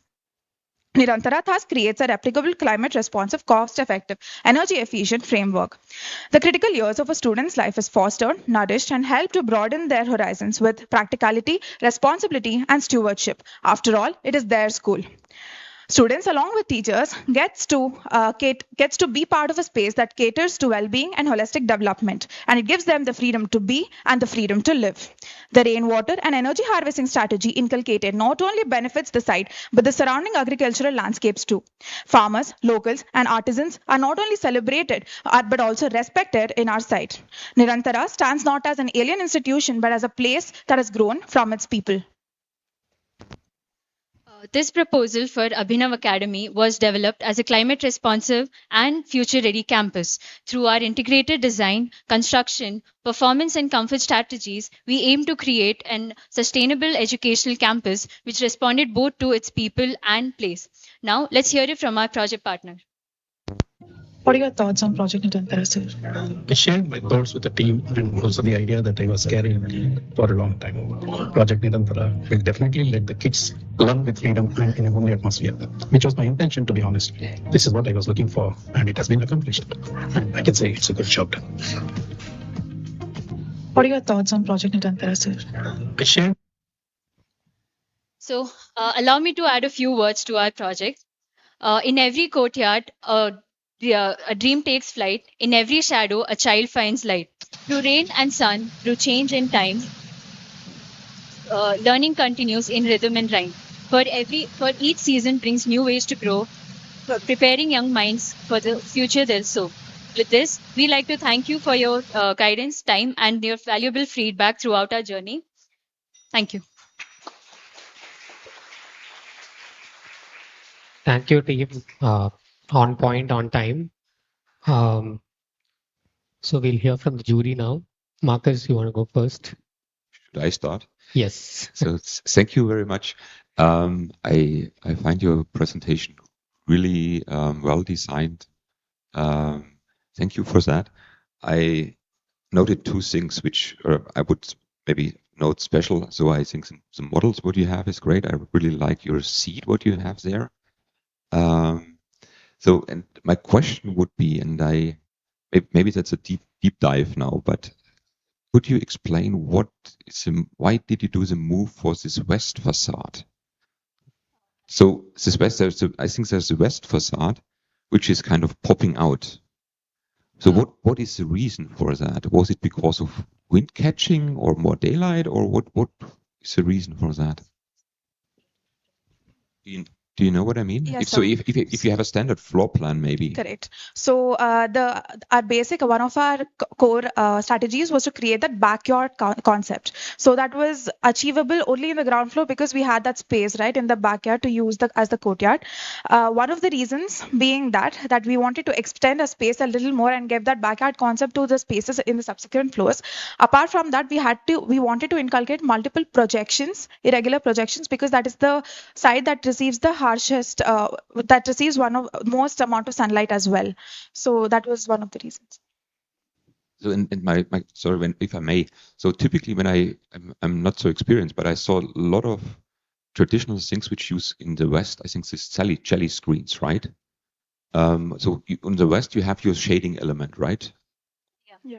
So because there's the low sun, and that is typically problematic for overheating. That's the reason why I'm a bit asking on the response. So the balance between gain, daylight, etc.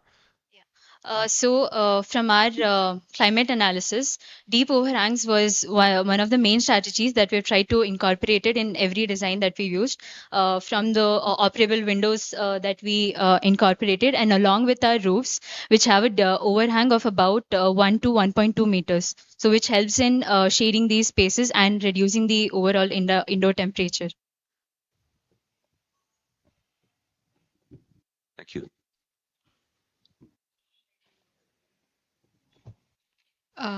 So guys, firstly, I really enjoyed reading your report.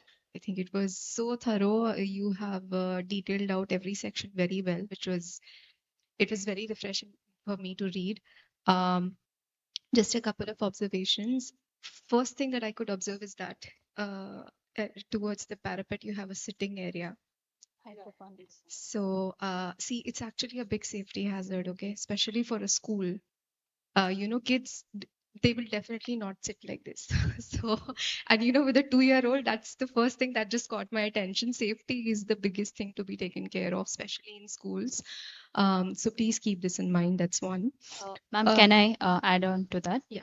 Yeah. So safety was our concern, and considering that there are age group of 14 to 16, and after doing a user analysis, one thing that we understood from their requirements was that they needed these kind of spaces where they could leave their classrooms, which are where they were confined within the four walls, and they wanted a space which overlooked the courtyard, and they had an like that freedom to explore and learn. So we've incorporated that, and the safety concern.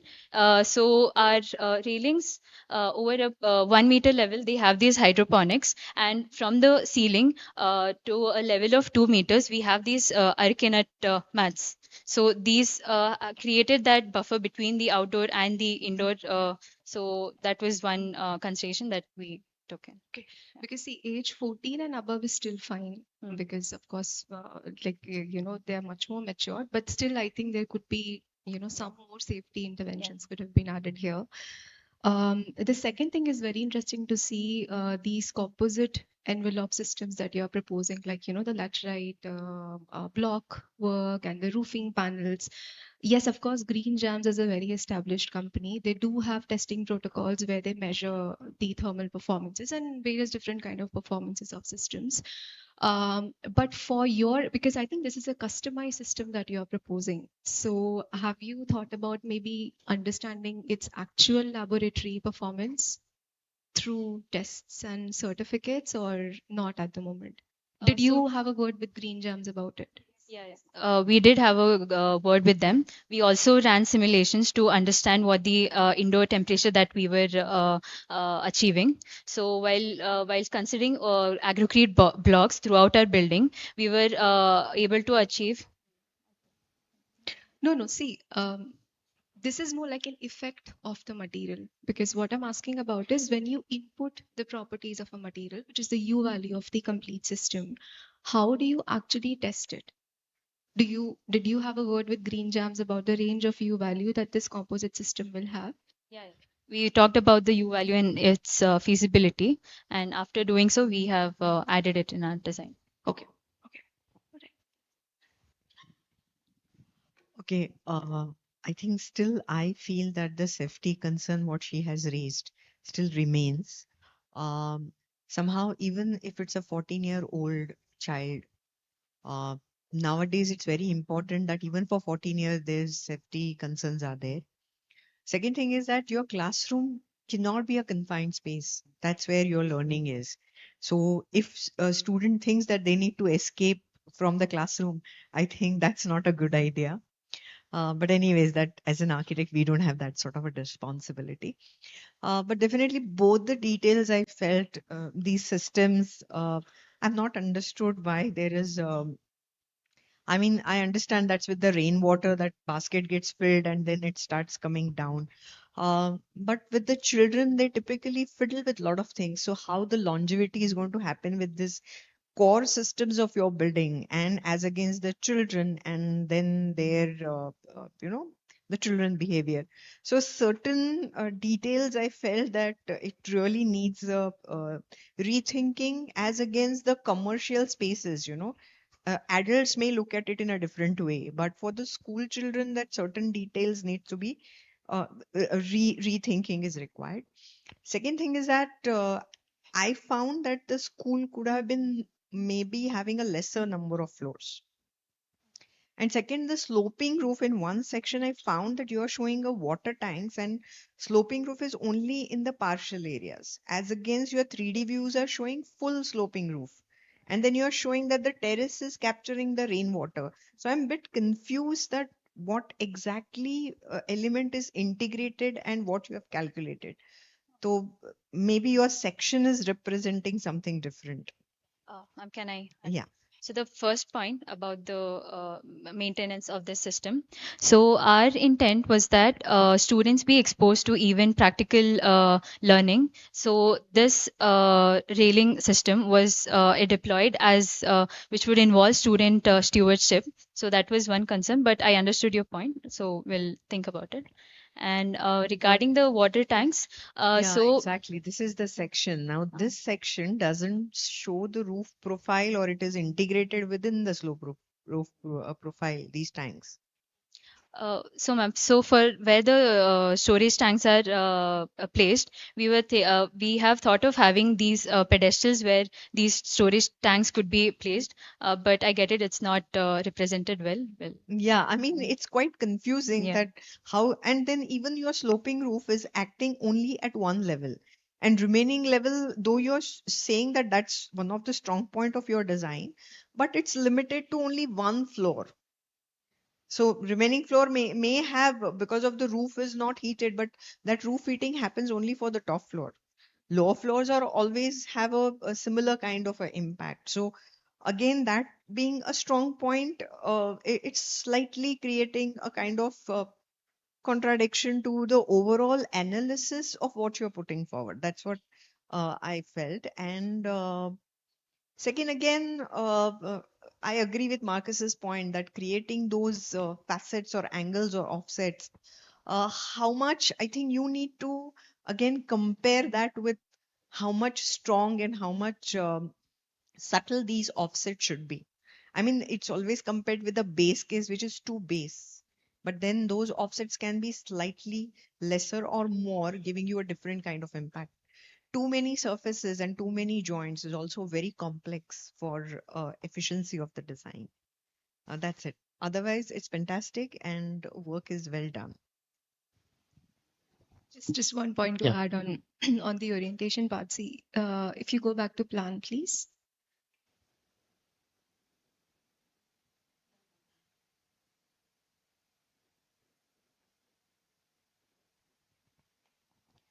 So see, if you look closely, you're actually making it face the east side more, right?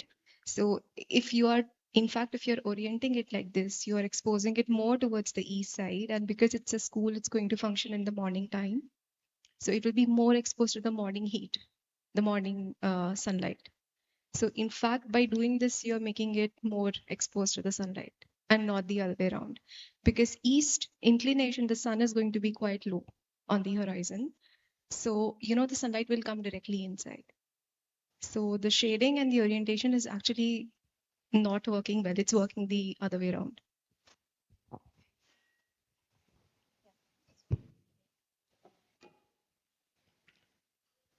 Done. Comments, questions, responses. Okay. Okay. Thank you, team. Thanks for your presentation. Wonderful work. So we'll take 5 minutes for the next presentation, and team requesting you to move your component models outside.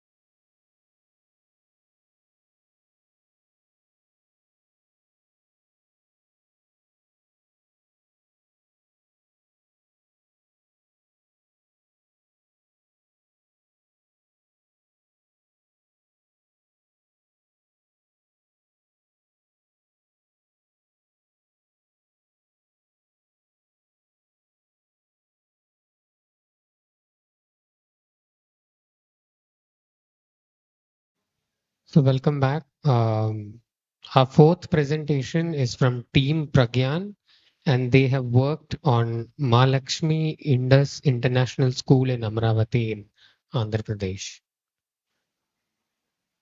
So team, you will have 20 minutes to present your work, and at 15 minutes, I will ring a bell like this. So yeah, at 20 minutes, I'll have to stop you and ask you to end your presentation, and post which you'll have a 10-minute Q&A from the jury members. You guys are ready? Okay, your time starts now. Good morning, one and all present here and respectable jury members. We are Team Pragyan here to present our work on Mahalakshmi Indus International School, which is a net zero educational campus in Amravati. So our faculty lead is Dr. Janmajay Gupta, who accompanied us for this project. And our project partner is Mahalakshmi Projects Private Limited. And our industry partners are Kapadia Associates, Eco STP, and Earth Blocks. The project name and our team name Pragyan, which signifies that greater knowledge and wisdom. So the philosophy of this design is mainly focused on embodying education. So first, we were thinking to participate in this competition, why we should design an educational building and why it should be a school.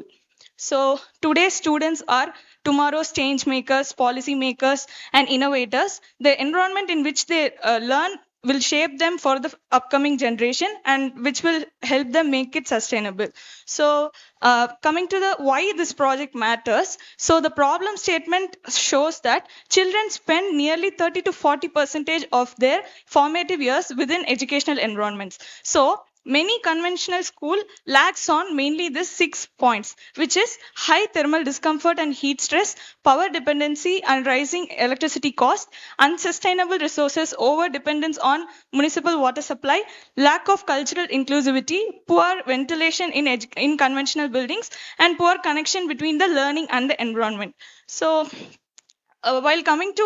while shaping our team's mission, we thought, what are the questions we had? So what are a basic students' expectation from their place of learning?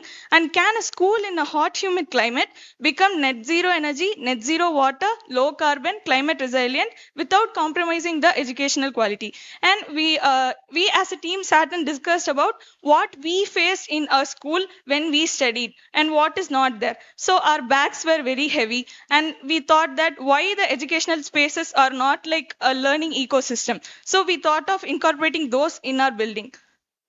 So coming to the team's mission, we first thought of how we can achieve these problems, achieve these targets with resolving these problems. So first, we thought passive design. Passive design in the sense we are focused on solar and wind responsive orientation, cross ventilation, courtyard cooling, CSCB walls, and shading devices. And then optimization. Whatever the resources we are using, we should be optimizing it to make it work better. So we thought of processing it as like efficient lighting, HVAC systems, water efficient fixtures, and smart monitoring systems. And then we should generate energy in the site itself. So solar PV systems, and we can generate water also like from rainwater harvesting and wastewater recycling biofuels. So we designed a school for everyone. Our international school breaks barriers of ability, background, and cultures, and where every children will feel that they are a learner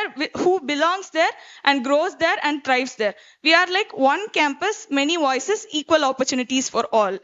So coming to the project overview, the project location is in Amravati, Andhra Pradesh, India, and the climatic zone is hot and humid tropical savanna climate.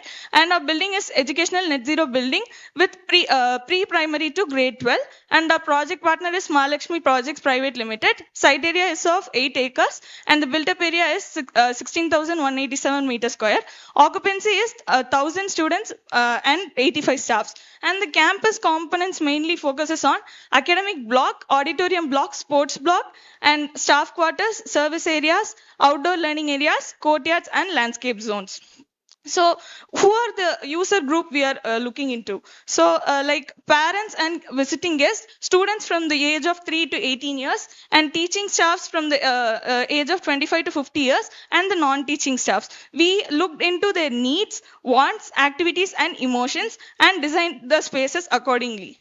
So coming to the project where it is situated, the rapid urban development and rising educational demands in Amaravati call for future-ready educational infrastructure. So Amaravati is already like designed as a smart city, which already has 9 theme cities, which focuses on justice, knowledge, sports, electronics, media, tourism, education, and government. And our building falls under education and knowledge. So the city already has many planned sustainable infrastructure and smart city principles like traffic. They focused on traffic and transport, water and fire, wastewater, electrical power, solid waste, gas distribution. Along with that, then our site is placed in the center of the Amravati master plan, and it already has roads connectivity with typical 4 and 6 lane roads.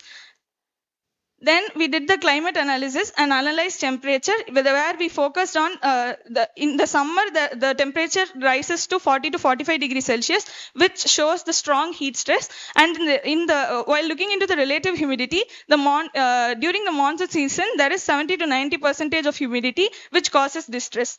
And while looking into the psychrometric analysis chart, we mainly focused on these summer and monsoon and winter season, where we should achieve a balanced combination of passive and active strategies. So the ventilation and cooling systems will be dominating during the summer, and shading and thermal mass significantly improve comfort. So we did a site analysis, and the site is characterized by black cotton soil and graduated 2.5 topographic gradient in the site.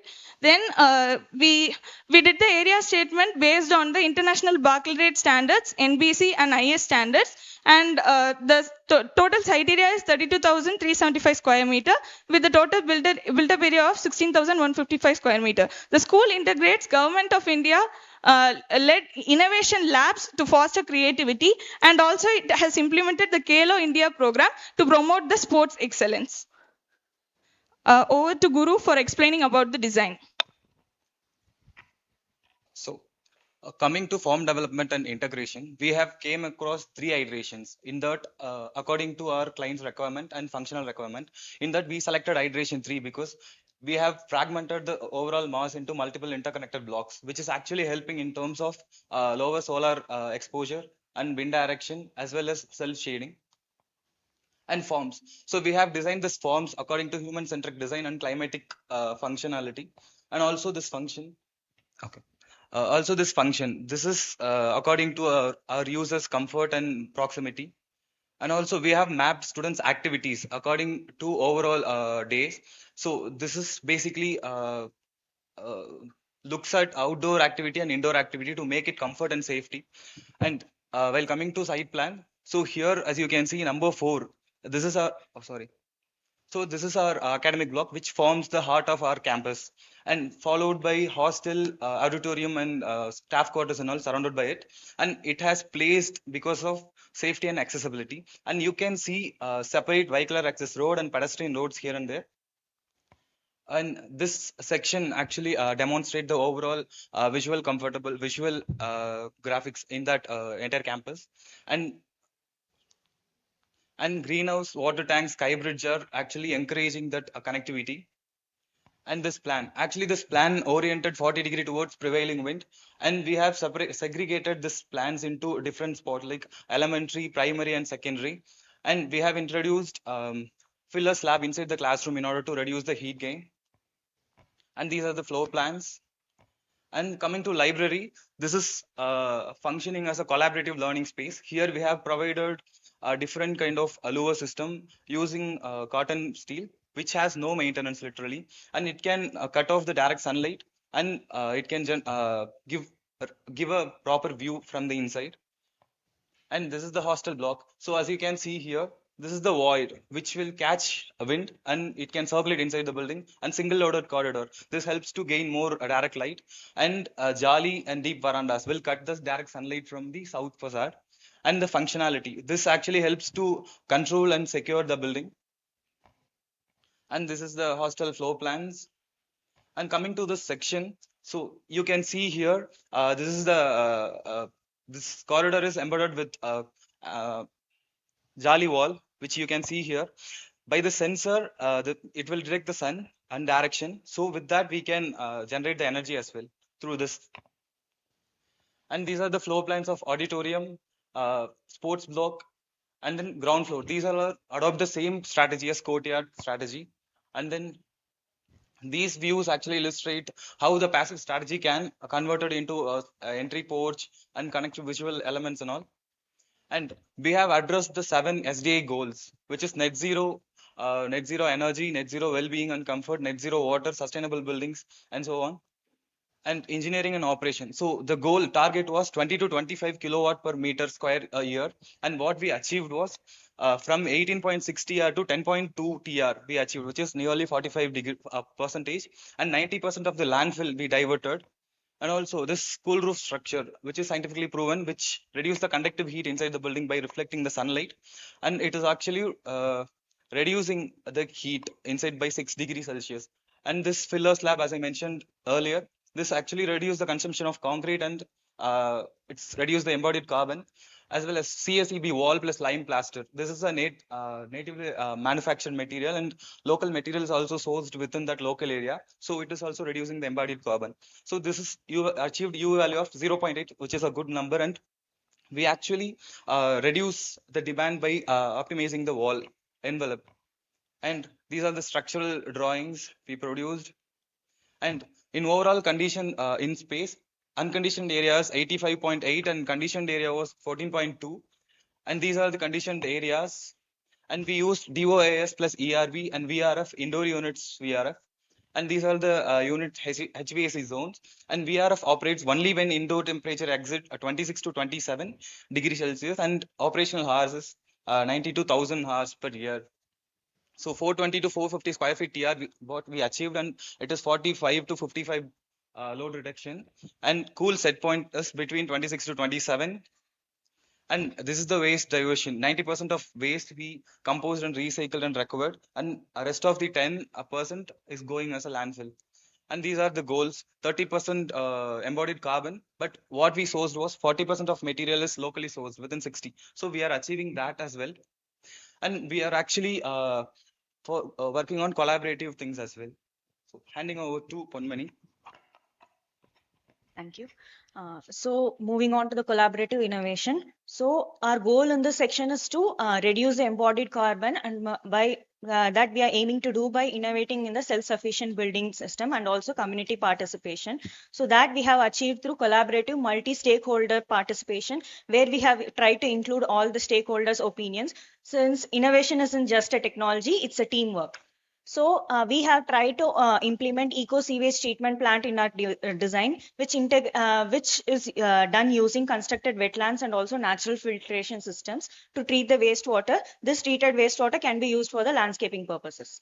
Next is open air learning ecosystem. Learning spaces shouldn't be just a classroom with 4 walls. It can be integrated in the outdoor spaces also, which will enhance the productivity of the children.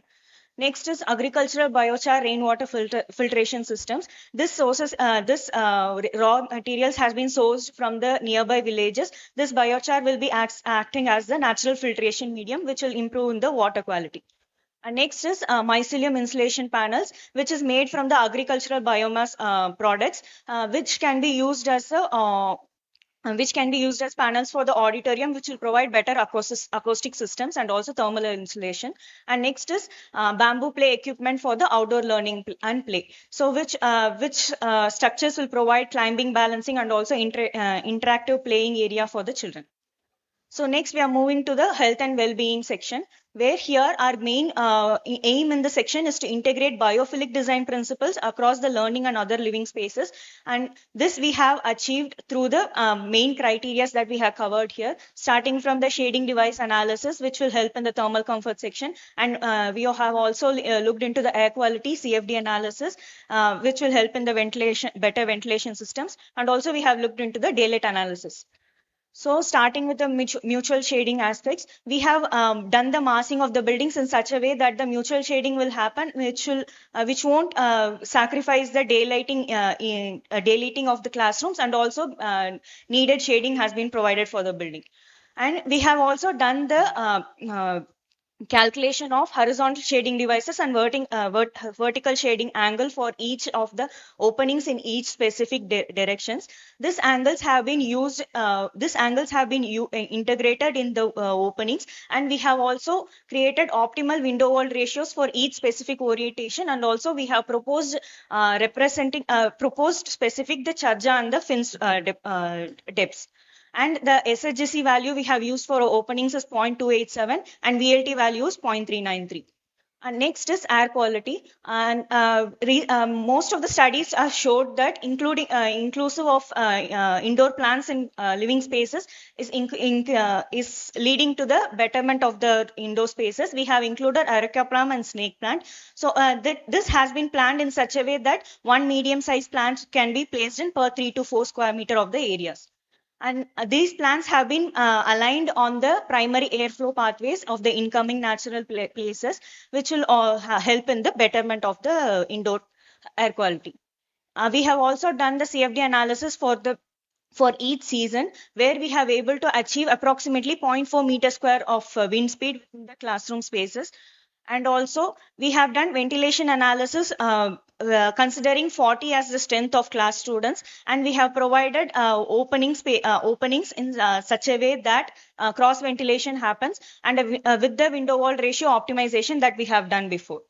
And we have also tried to give better daylight, better natural daylight in the spaces, where we have tried to achieve UDA of 81.3% in the classroom spaces and around 50 to 60% of UDA in the other spaces. And when we look into the thermal comfort analysis, the major wall systems material that we use in us is CACB, AAC, and brick wall, in which we have tried to find that CACB works better when we have including an air gap of 50 mm, where with the cavity wall, it's working better in all the floors. And it also, since it is a natural material, it also has lower embodied carbon. And next is energy performance, where we have tried to achieve net positive energy status, and we have tried to produce about 22% of excess energy, which we have surplus energy, which we are giving it back to the grid. And a total of 480 PV models have been used in the roof systems, which is covering almost 60% of the roof spaces of the academic block alone.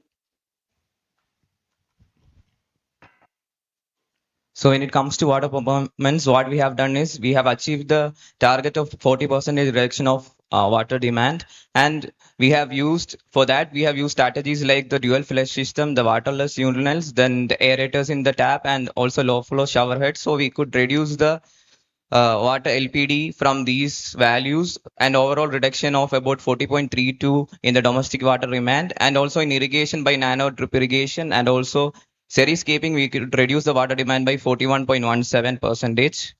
And what we have done, we have used Eco STP to treat and reuse the water for irrigation and flushing purposes, and solar water cleaning after softening. And the roof runoff is used for rainwater harvesting. And thanks to our project industrial partner Eco STP, we could reduce the freshwater demand by 37.6%. And these are the calculations. And by groundwater recharge, we could annually recharge about 10,000 kiloliters of water. And these are the drainage distribution and management system that we have used, and net positive by about 93%. And embodied carbon, we could reduce it by 45.53% to the conventional base case materials by using filler roof slab, CACB blocks, and quota stones. And the reduction is from 544.6 kilogram to 296.6 kilogram CO2 per functional unit, and that is 45.5% reduction. And for resilience, we could achieve resilience through different strategies like landscaping and also flood relief. We can achieve through the elevated plinth level and also the drainage pattern that we have used, and we have specifically designed the bioswales and rain gardens to manage the water through that is diverted again into the recharge pit as excess. And for drought control, we have used resilient landscape design. And for stormwater management, we have already discussed these strategies. And for fire preparedness, we have a framework plan with assembly areas, exit, and other infrastructures. Coming to affordability, we plan to reduce by 40% and reducing the operational cost by 50% and the reduction in life cycle cost by over 10 years. Then, so our capex was like total project cost was increased by 9%, even though we was able to reduce in the operational construction by use of energy efficient equipments, fuel optimization through biogas plant, and use of recycled steel bars, rainwater harvesting systems, and grey water recycling. Then the additional investments was made on this BMS system, and then the life cycle analysis for solar power was also done, which showed the life cycle saving of about 52%. And for the HVAC system, we have saved 11.55 million over the analysis period. And coming to the value proposition, our goals and strategies in the designs supports SDGs. So these are the features which we have used on our project. Time up. No worries, but great presentation. It's okay that couldn't finish it, but it's fine. But we'll take comments from the jury. Yeah. We ended. Okay. Yeah. Good work, and you have done a fantastic job. I think you had a largest land parcel of 8 acres. Yes. And you really created an urban school. My first question to you, though you have shown me that your process that you have done, because when it goes to above 4 acres, it almost becomes a master layout. Yes, yes. And what you have done, that your design program, what you have taken is like a university with the hostel block. So it's quite complex design. Yes, ma'am. But while evolving the design, I just want to understand how much is a footprint you have considered, because right now I felt that in 8 acres you have constructed a lot. So what is a percentage of a footprint? May I know if you have that handy? Otherwise, let it be. I'll go for the next question. It looks more than 25%. That's what my concern was. And I felt that it should have been little smaller. Second comment which I have, and you can answer me my question also, that when you have small children and bigger children, it would have been ideal to segregate those smaller blocks. You already had a black cotton soil, so you are creating such a huge massive mass on a black cotton soil, rather than you could have a warmer smaller blocks which is segregating age groups. And probably you could have got slightly, by going higher, you could have reduced the building footprint, and then you could have got more greener per capita space for various children group, and the smaller children could have got their own segregation. So is there any thought process while designing at the beginning?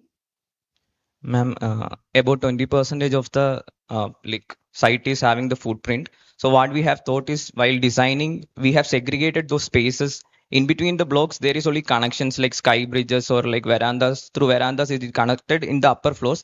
In the lower floors, they will be accessing these courtyards mostly. And also there are some recreational spaces that are given in between blocks at a different level. So they can have that for recreation. And these smaller children are having a separate space according to the zoning of the in the academic block, ma'am. They will be on the ground floor where they can access to these facilities. Yeah, that is understood. So I just wanted to understand one thing from you, because when you see this kind of school in main cities, we have a scarcity of the open space. So typically smaller children go down and elder children on the top. But when you have a larger land parcel, you have a opportunity to reduce the building footprint. See, when you have a lesser building footprint, that's the beginning of the efficiency, because then there is a reduction, there is a efficiency and the segregation.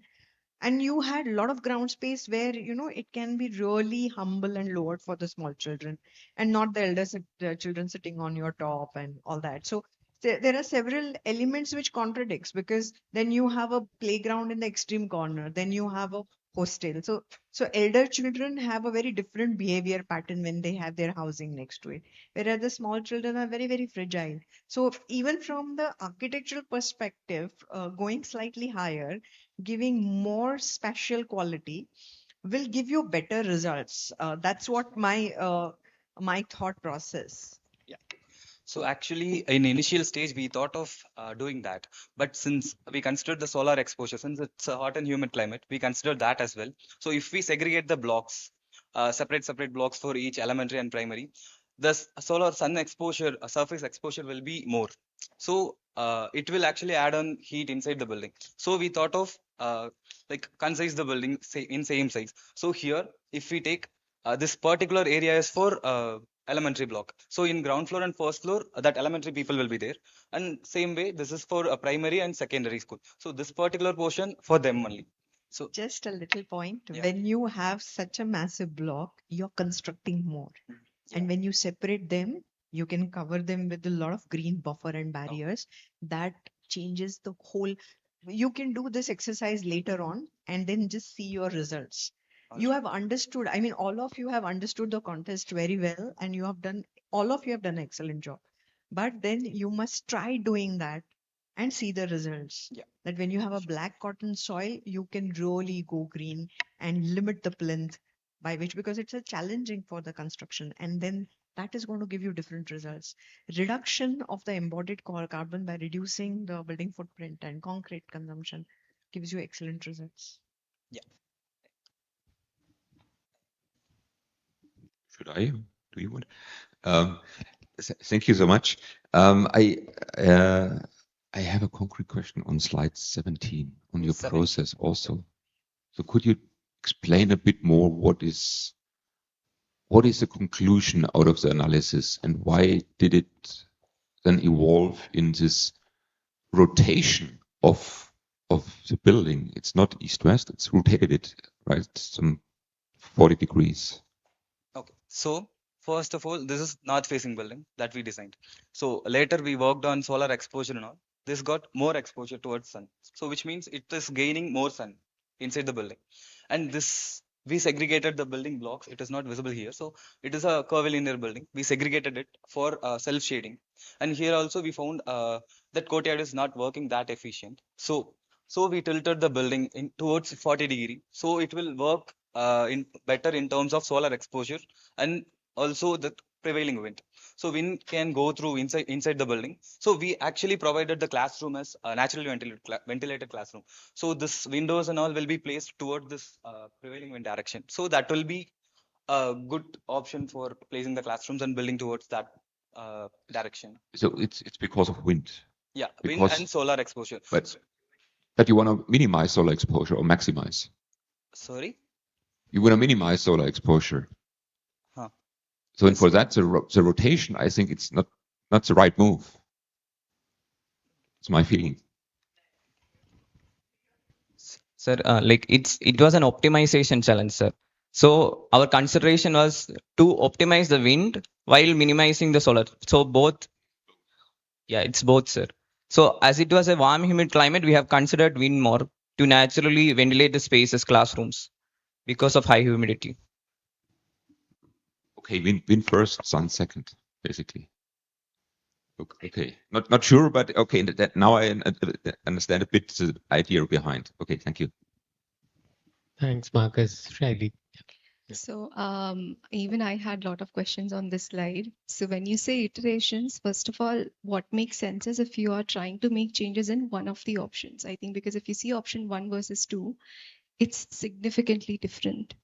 So the point is, why is it so different? Okay, it doesn't seem like an evolution. What we are trying to look for is something, how have you evolved your design?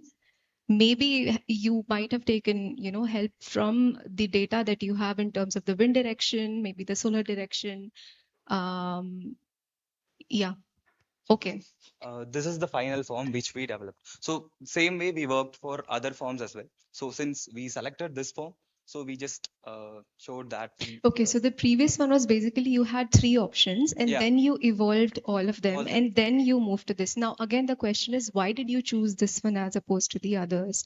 It needs to be backed up with a substantial data. Okay, right now that link is missing. I don't know how did you choose this form to begin with. Second, even if you look at this form, just look at the wind direction diagram. Okay, right now what it seems like that the wind direction is the prevalent one. I don't know which one is the prevalent wind direction from that diagram. So okay, it seems like it's coming from all the direction. Now, how is your form actually helping to increase the natural ventilation within the building is not very clear. Okay, so you need to make that link very explicitly. The second, it's a very classic thing is about air quality and plants. Okay, so first of all, it's fine. See, conceptually, again, it's more like, we all think that, okay, putting up plants would help us with the indoor air quality. But first of all, understand what is indoor air quality? What is the problem inside it? So see, typically there could be more concentration of pollutants inside. It could be formaldehyde, benzene, it could be high concentration of CO2 because when you sit in an enclosed environment, your CO2 levels would increase. Now, putting up a plant over there, you can actually reduce all of these pollutants by sometimes just opening the window. If you open the window, your CO2 levels would go down. Now, I don't know why have you proposed a combination system of a plant close to a window, and then there is a mechanical system. I don't know how would it work. You want the air to come in from the plants, and then, I mean, that whole system I was not very much convinced of. So actually, the classrooms are naturally ventilated. That we have considered ACH as well. So the maximum capacity of that particular classroom is for 40 members. But here, per classroom, we have considered 25 students, which means the ACH will be working better for 25 students, which is we considered maximum as 40. Since yeah, we can reduce. Yeah. Classroom size, certain size, so which could have accommodated 40 by making them 25. You are trying to give a better environment. So this, yeah. So we designed it for 40 in maximum capacity, but actual students capacity is 25 that per classroom. So which means as per NBC and all, we consider that. So, I mean, see, okay, when you have more people, you will have increased level of CO2 because of breathing. Okay, so enclosed environment, more people, high CO2 levels going up. But the moment you open the window, your CO2 levels will come down. Yeah. So it doesn't matter if you have 25 people or 40 people. What you need is adequate ACH. You need to open the windows regularly so that your CO2 levels are in check. When you talk about other pollutants like benzene, formaldehyde, TVOCs, and particulate matters, you need a different strategy to tackle them. Okay, I think it's a subject that needs more detailed observation, and I think it's a very common point for others as well that plants cannot be a solution to improvise IQ. Yeah, ma'am. So in point of IQ, we have considered both plan and the material that we have chosen for the building, that CACB block, is also one of the reason that we chose is because it's a natural material, which will help in removing it doesn't like give out any VOC material compared to the other material. If we are finishing with any other kind of paints or the furnitures in it, that is one of the reason that we chose CACB block other than the thermal performance of the material. And more than that, if we need any more like if it is feeling very stuffy, maybe we can't keep the plants 20 every day in the classrooms, but maybe for few minutes for few days we can keep the plants, and for some time we can keep the plants inside the classrooms. Okay, thank you team, thank you jury members.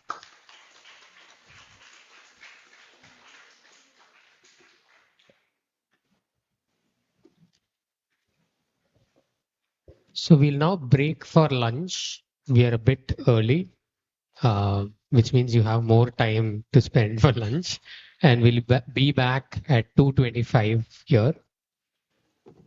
Folks who are online, tune back into this channel and be ready for the presentations at 2:25. Lunch is in the Vista food court, and for jury members, it's at the floating restaurant. Okay. Thank you.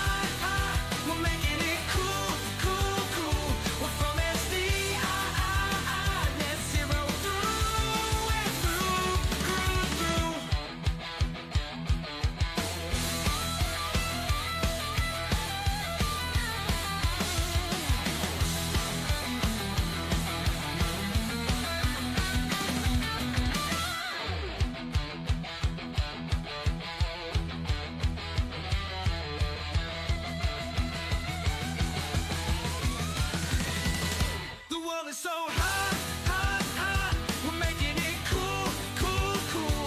We're from SDI, net zero through and through. The world is so hot, hot, hot. We're making it cool, cool, cool. We're from SDI, net zero through and through, through.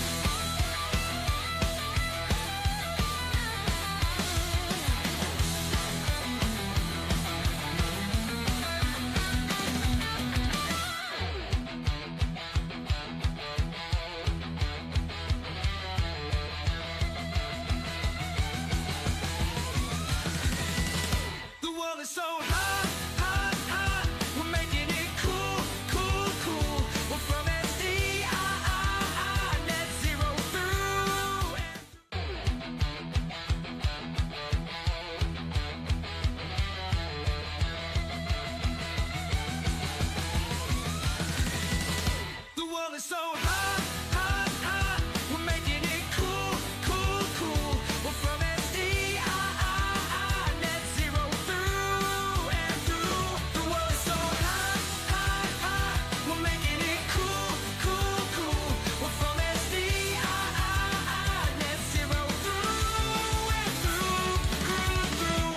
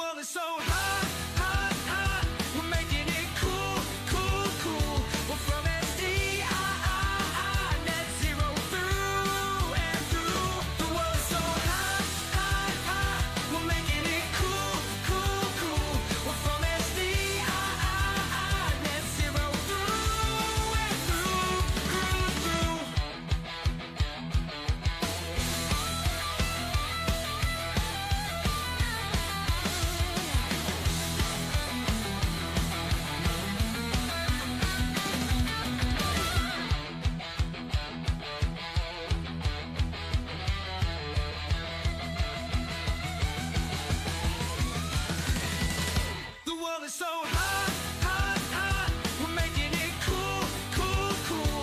We're from SDI, net zero through and through. The world is so hot, hot, hot. We're making it cool, cool, cool. We're from SDI, net zero through and through, through.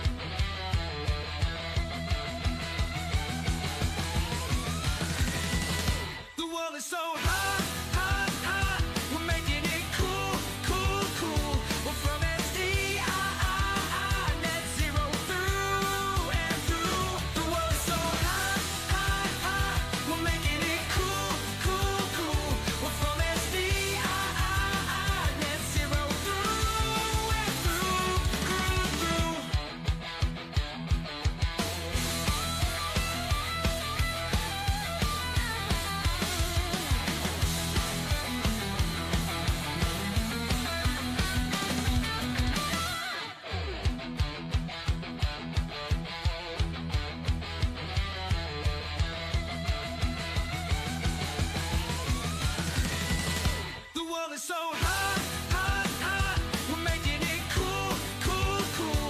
We're from SDI, net zero through and through. The world's so hot, hot, hot. We're making it cool, cool, cool. We're from SDI, net zero through and through.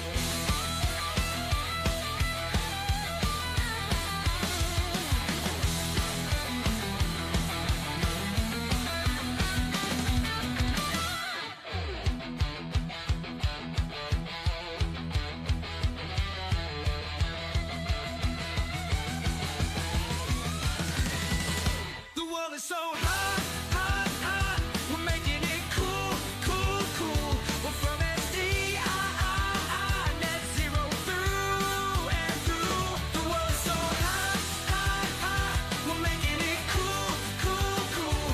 We're from SDI, net zero through and through, through.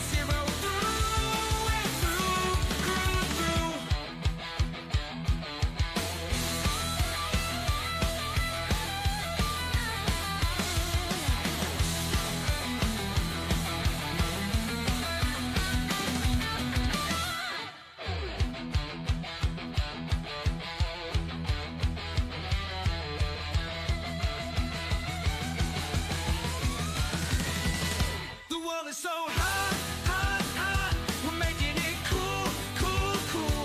We're from SDI, net zero through and through. The world is so hot, hot, hot. We're making it cool, cool, cool. We're from SDI, net zero through and through, through.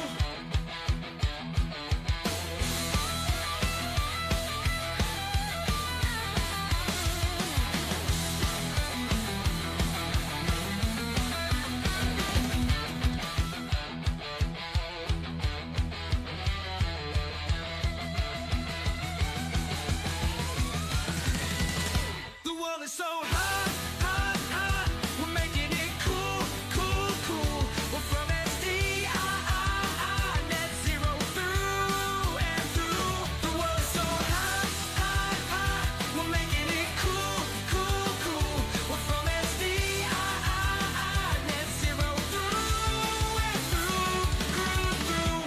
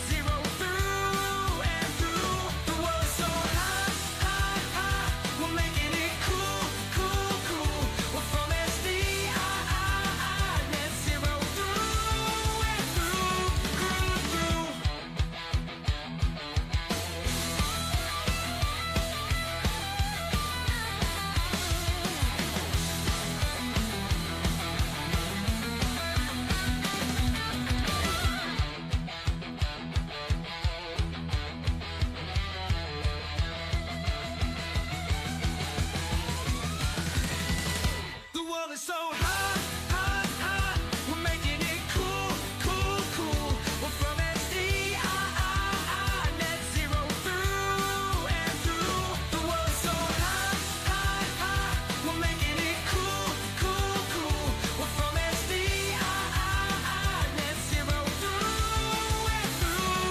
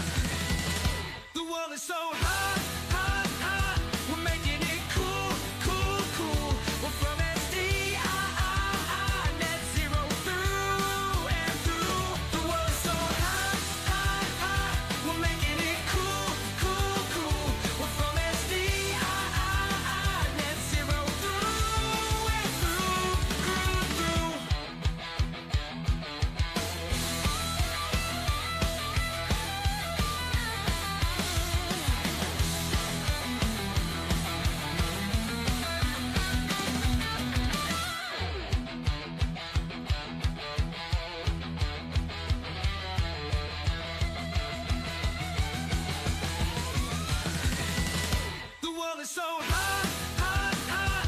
We're making it cool, cool, cool.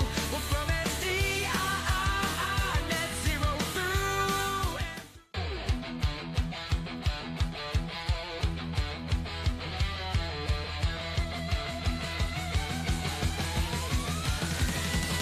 The world is so hot, hot, hot. We're making it cool, cool, cool. We're from SDI, net zero through and through. The world is so hot, hot, hot. We're making it cool, cool, cool. We're from SDI, net zero through and through.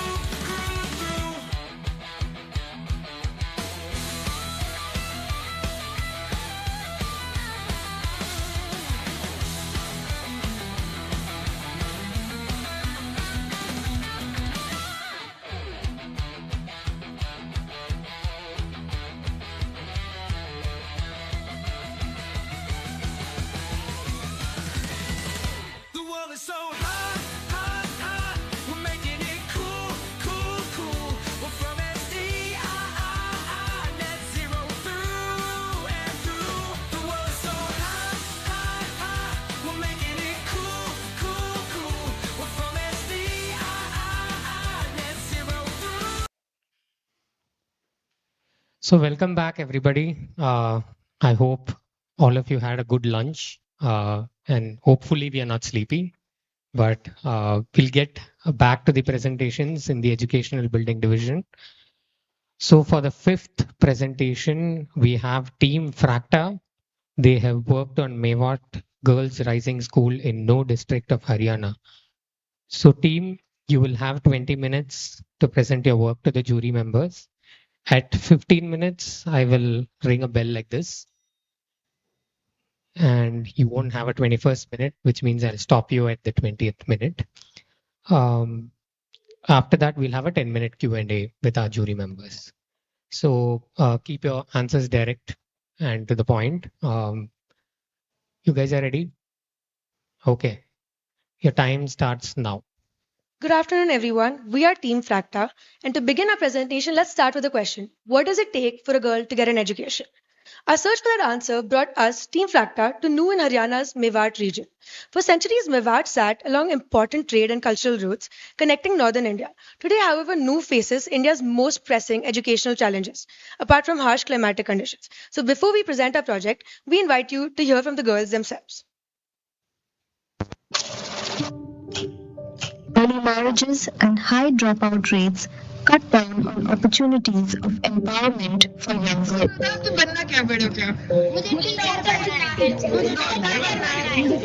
सबको teacher बनना है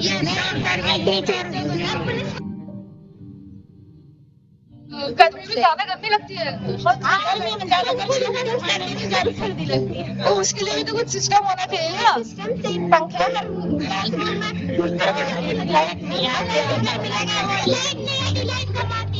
सवाल 58 kilometers from Gurgaon, the reality is starkly different. Nu has the lowest literacy rates in India. For girls, the challenge is even greater. Female literacy stands at only 38%. So, in partnership with the Kyari Muhammad Suleiman Educational Society, which has worked in Mewat for over 3 decades, we designed an 8.5-acre campus for girls. So, the campus serves students from nursery to grade 12 with residential facilities for 30% of its students. It also includes vocational training, sports, and community spaces. So to make a well-rounded design, we have also worked collaboratively with team members and industry partners from multiple disciplinary backgrounds. So our architectural design is actually the anchor of our entire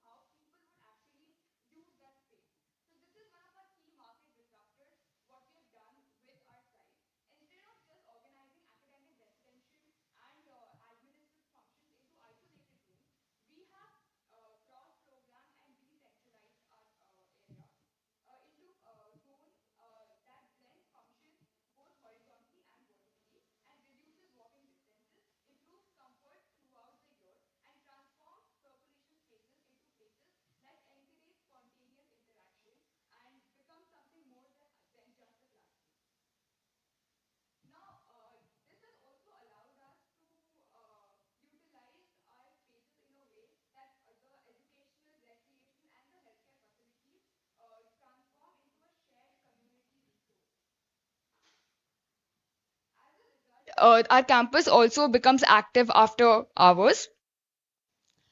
Now, because we were working with such an unconventional form, one of our key challenges was also how do we integrate the building services seamlessly into our design. To do that, what we have done is we've consolidated the lifts and the staircases on the east and the west, and this has also been done keeping in mind the fire and the fire safety norms. The mechanical and the electrical rooms are positioned adjacent to these cores, while the attic spaces beneath the sloped roofs, as visible there, are being used to store our overhead tanks. This strategy actually maximizes our educational space while efficiently utilizing the edges of our triangular geometry. At the building scale, accessibility was a major concern for us, and we have made sure that this is a barrier-free campus throughout. We have ramps and lifts wherever necessary. Also, our classrooms, art studios, and dance classes, this is how a typical module looks like, and they have been organized along a wide central corridor, which works as an activated spine. It improves thermal comfort, encourages interaction, and channels prevailing winds throughout the building. Now, moving on to the classroom level, the same principles continue. Locally sourced materials, natural insulation, and large living windows work together to create comfortable, well-lit learning environments while significantly reducing environmental impact on the building. Our south facade takes it a step further.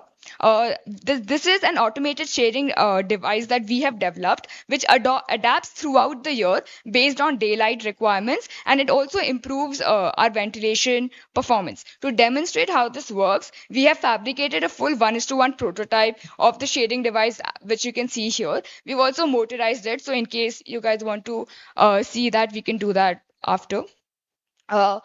So now all of this come together to actually form our master plan. 10 interconnected blocks are woven around open, semi-open spaces, water cones, and open-air amphitheater and landscape mounts, and which creates a rich network of indoor and outdoor spaces. The result is not just a school, but a safe, inclusive, and resilient campus, one that is deeply rooted in its local context and is designed to grow alongside the community it serves. Having established the project's design framework, the next stage focuses on the integrated building systems that support thermal comfort, operational efficiency, and long-term performance. Our approach was to develop a modular engineering system that complements the modular architectural design. Each module is served by a mixed mode VRF TFAO system, where the VRF addresses the primary cooling demand and the TFAO provides the conditioned fresh air for ventilation. As you can see in the screen, this is a typical SLD for our HVAC system.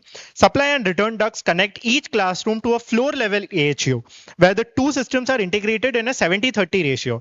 The ductwork, refrigerant piping, and outdoor units are organized within dedicated service zones, creating a coordinated, efficient, and easily maintained HVAC system. Similarly, the electrical system was developed using a bottom-up approach, with load calculations carried out from the classroom level to the campus scale. A total connected load of approximately 600 kV is received at the site level and distributed through 3 feeder pillars serving the major campus block. The load distribution diagram is attached in the report for your reference. From each feeder pillar, power is routed to floor level distribution boards and further subdivided into dedicated lighting, power, HVAC, and UPS circuits at the room level. What is critical here is the control architecture. Through MCBs, dedicated circuits, and integrated smart metering, the system enables monitoring at both the space levels, such as classrooms, hostels, and staff areas, and the system level, including lighting, fans, and HVAC. This allows real-time energy tracking, load management, and operational optimization across the campus. The same efficiency-driven approach extends to solid waste management, with approximately 60 kg of solid waste generated daily, primarily food waste from mess and hostel facilities, source segregation, composting, poultry feed recovery, paper recycling, and controlled landfill disposal enable over 94% of the campus waste stream to be diverted from landfill, creating a circular resource management system. Likewise, we have optimized our structural design to have a grid of 4.5 by 6 meter, complementing our architectural design. with a combination of RCC frame structure and vaulted ceiling design. Next, we'll move on to the building operation and management section, the next part.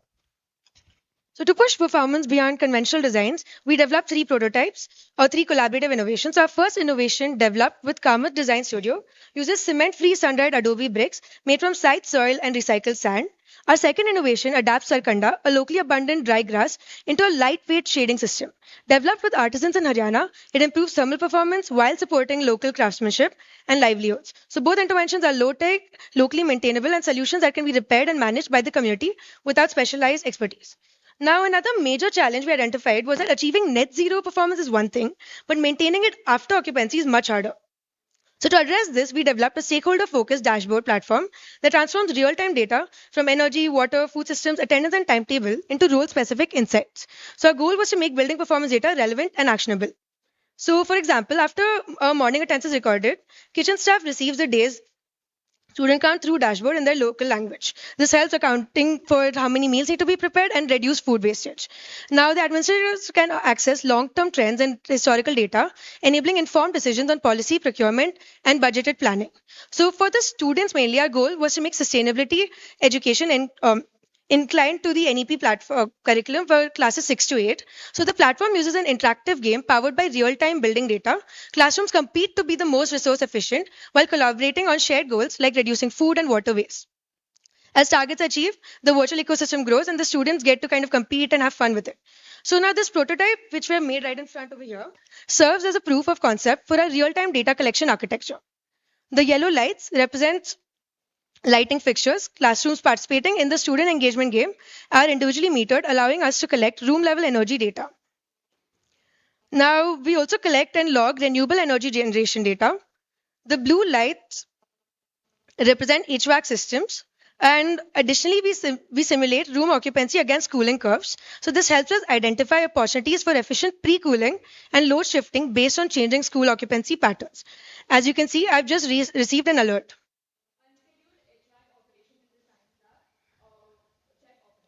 So this was triggered because the HVAC was switched on in an unoccupied room, providing facility management with a simple and effective real-time monitoring.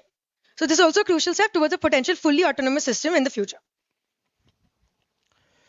Health and well-being was perhaps the most critical aspect of this project. The primary users of Mewath Rising School are young girls, and therefore their comfort, safety, and overall well-being became a non-negotiable design objective from the very beginning. Rather than relying solely on mechanical systems, our approach was to embed comfort into architecture itself. Given Mewath's composite climate and discussions with student faculty, we recognize that comfort is not a fixed temperature, but a range of influence by activity, clothing, and seasonal adaptation. Accordingly, we adopted the IMAC adaptive comfort model, where passive strategies act as first line of intervention and active strategies are introduced only when necessary. The building is designed around a comfort range of 23 to 28 degrees Celsius, which is extendable through fan-assisted movement in accordance with ECSBC comfort and control guidelines. Students typically wear lightweight cotton clothing and are already acclimatized to local climatic conditions, which is accounted in our design. The primary comfort strategy relies on shading, thermal mass, insulation, natural ventilation, and solar control. Native tree planting provides shade, dust filtration, and evapotranspirative cooling, while the integrated kunds improve the campus microclimate through evaporative cooling, creating comfortable outdoor learning and gathering spaces. For visual comfort, the design achieves 46% useful daylight enablement, exceeding the ECSBC standards, while reducing dependence on artificial lighting. Indoor air quality is maintained through a mixed mode ventilation strategy, incorporating TFAU system, MERV13 filtration, and 5 ACH ventilation rates, ensuring that indoor CO2 concentrations remain below 1000 ppm. Since we have incorporated the first principles of climate responsive design and energy efficiency, our energy performance has improved after every step, starting from thermal load reduction. Initially, the building EPI was reduced from baseline 107 to 96 through orientation and envelope optimization. One key difference in our final report is orienting the building blocks in the north-south direction. This was furthered through a high-performance envelope with wall and roof U value of approximately 0.18 and glazing with a U value of 1.6. The next stage focused on reducing operational loads through efficient system, including a lighting power density of 3.5 watt per meter square, low energy fans, and optimized plug loads, bringing the EPI down to 73 and 45. Finally, adaptive comfort strategies and a mixed mode VRF TFAU system were introduced to address the remaining demand, resulting in the final EPI of 35 and overall reduction of approximately 67% from baseline case. To achieve a net zero performance, we have incorporated a 275 kilowatt solar system with high efficiency, which generates around 30,000 kilowatt hours of energy annually, offsetting the operational demands and giving a 7% net positive balance. This can the difference in the energy generation throughout the year is balanced using the net metering system, where we can see we have a low generation in winters and high generation in summers. Now, moving on to water. So, water performance, we began by calculating water demand for each user group. And with that, we were able to reduce our water demand, domestic water demand by 51%, irrigation by 60%, and maintenance by 40%. So, these savings were achieved through a combination of low flow fixtures, dual flush toilets, efficient kitchen and laundry systems, microfiber based cleaning practices, and a landscape strategy centered on native, drought tolerant species. So water was one of our personally our biggest site challenges. Groundwater's brackish and rainfall is highly concentrated in a few seasons. So therefore, we minimized our dependence on groundwater. And our strategy focused on capturing, storing, and reusing rainwater. Excess rainwater is diverted into deep borewell, recharged wherever feasible. And this creates a resilient storage-led pathway for net zero water. So we have used kunds also to basically manage the overflow of water. All these kunds are interconnected. So once as all the runoff from the ground and all these surrounding areas kind of gets collected in the kund, and you have a back and forth mechanism within the underground tanks and the kund. So yeah, moving on to resilience. Our resilience framework actually directly addresses the core SDI requirements of risk mitigation and post-disaster survival.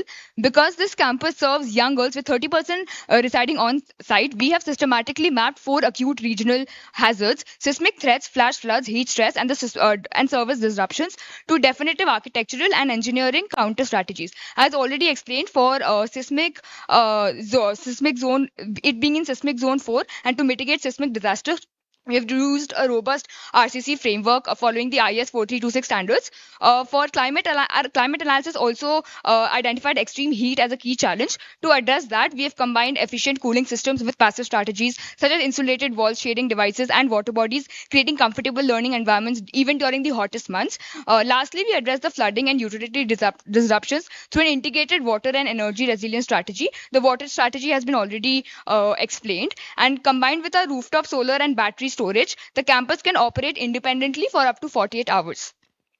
In embodied carbon, due to our design being materiality oriented, we have achieved 105% reduction in carbon emissions in comparison to the baseline. To do that, we have used strategies such as using biogenic net negative materials like agri-bio panel, using recycled materials like red bricks, using industrial waste like fly ash and GGBS. And through these approaches, we have achieved a reduction of 122% in wall assembly, 96% in our roof, 67% in our floors, and 62% in our structures. All the calculations are available in the detail. And the key aspect of this competition is that we have achieved this result without compromising on the structural and thermal performance of the materials. Affordability. One of the key challenges was making this project sustainable and affordable at the same time. So for that, what we have done is we have used envelope optimization, such as using vaulted ceiling design and Adobe brick walls, and using locally sourced materials for civil works, etc. Using AMSAND from C&D waste plants, and focusing on local sourcing of material and PV integration for the life. So what is happening is, due to these approaches, we are achieving a 8.5% reduction in our hard cost compared to the baseline, and we are saving approximately 40 to 50 lakhs per year due to the optimization of our electric system in utility cost. And our PV system is breaking even in 2.5 years thanks to the EPA of 35, and we are saving 5.7 crores over a period of 20 years. So, for a project partner, this is actually much more than just a school. It's a long term investment in the future of Mewat. The campus educates over 650 girls annually while achieving net zero energy and water. It reduces operational costs and delivers measurable environmental and social impact.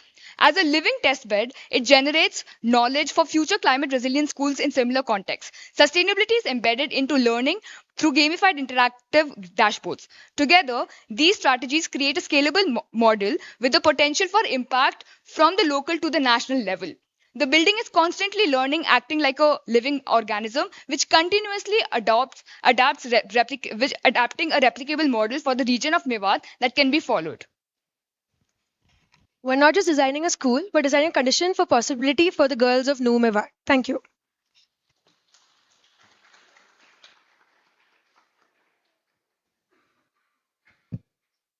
Perfectly timed. Like 1 second. uh, Great job, team. We'll take comments from the jury. Shaili, you want to start? Hello. Okay. So, guys, very nice presentation. Same comment for you. The report, when we went through your report, it was very nice to go through it. You have covered all the sections very well. I was extremely happy to see the incremental reduction that you have shown in energy. Every strategy, how much it will contribute in terms of reducing the consumption. It is very, very important for all the teams to follow.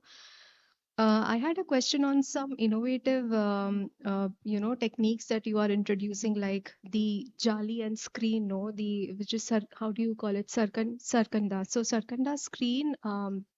So how do you actually make sure that it is, it is structurally robust and it is able to cater to the rainfall or, the wind loads? Do you have any data which is? So the testing for this is still under the way, but we have more ground report as in once we visited the villages there.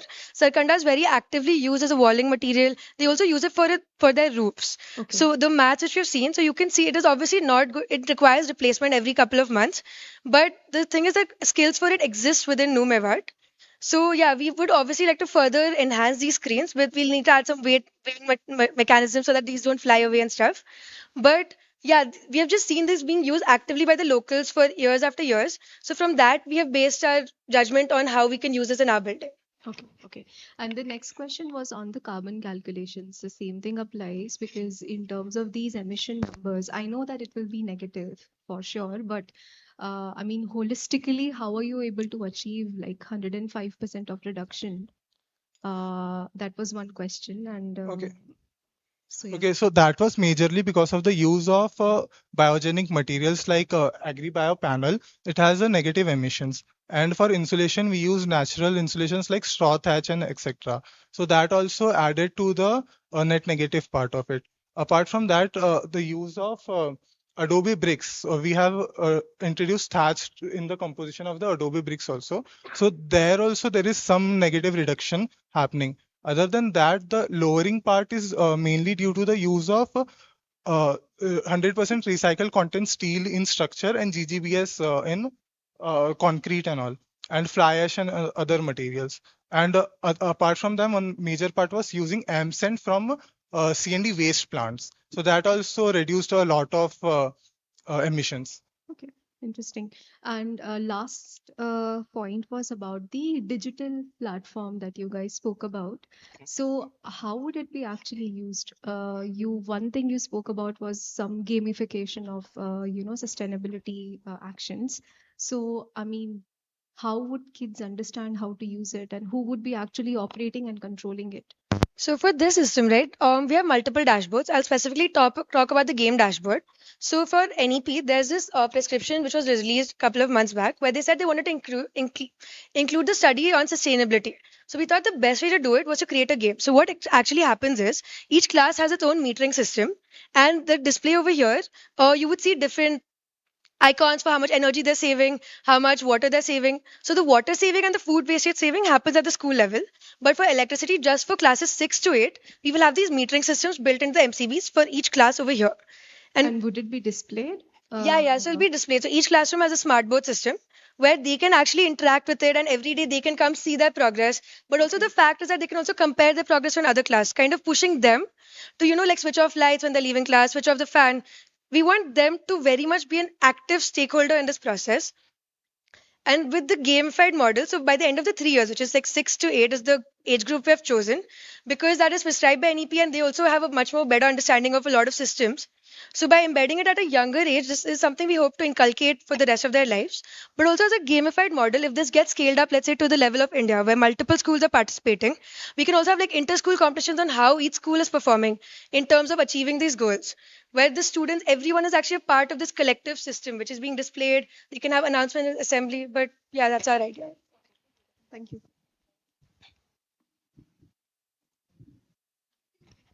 What you like?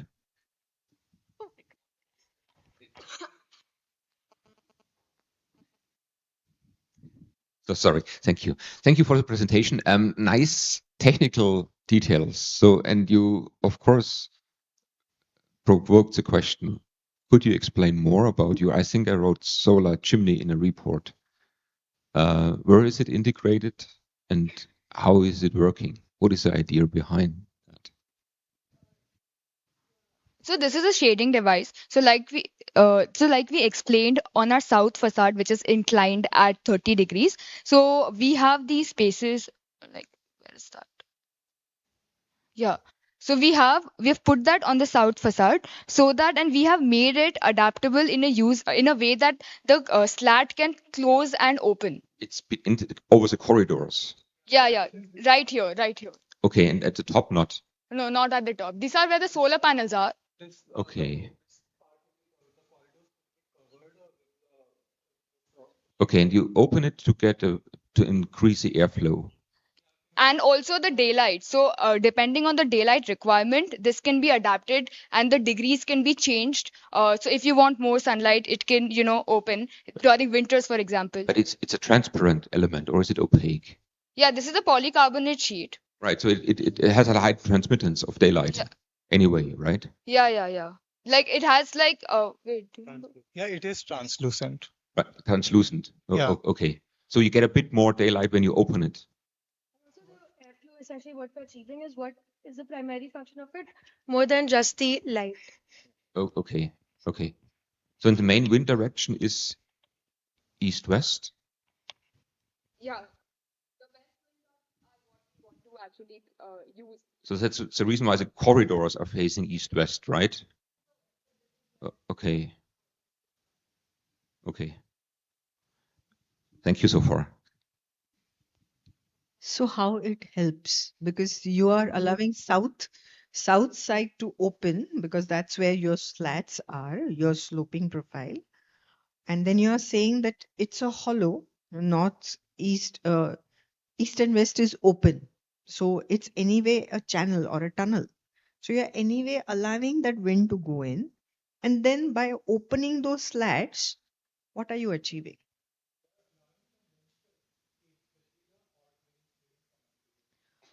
How your hot winds are all going to get catch at the top and not at the intermediate level. So does it going to work for you in the reality? Okay, it's a feature, but it doesn't explain that in reality something is happening. And another question which I had that, okay, it's a nice module, but then it's a too much repetition of the same module. I mean, at every condition it is workable. And second question, are you going to have too many elevators? Then it's expensive, right? And these blocks are not connected with each other. So if every module is a module and every unit is going to have some kind of a services happening, then you're multiplying the maintenance.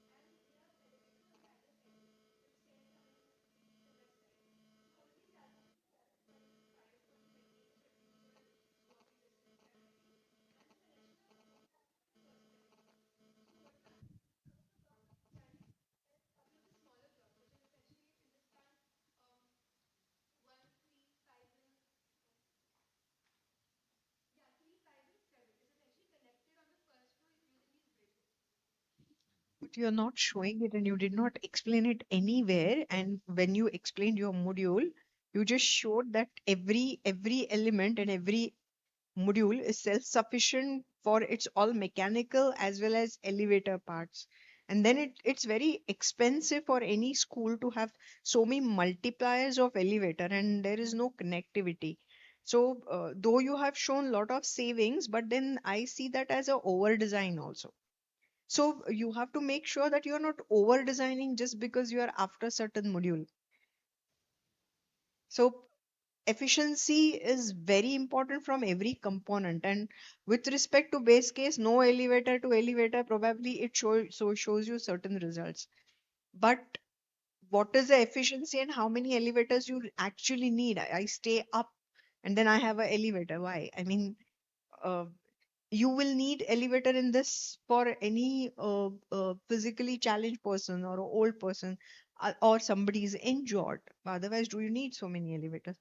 So it did not explain that concept very well, and the module I felt little isolated.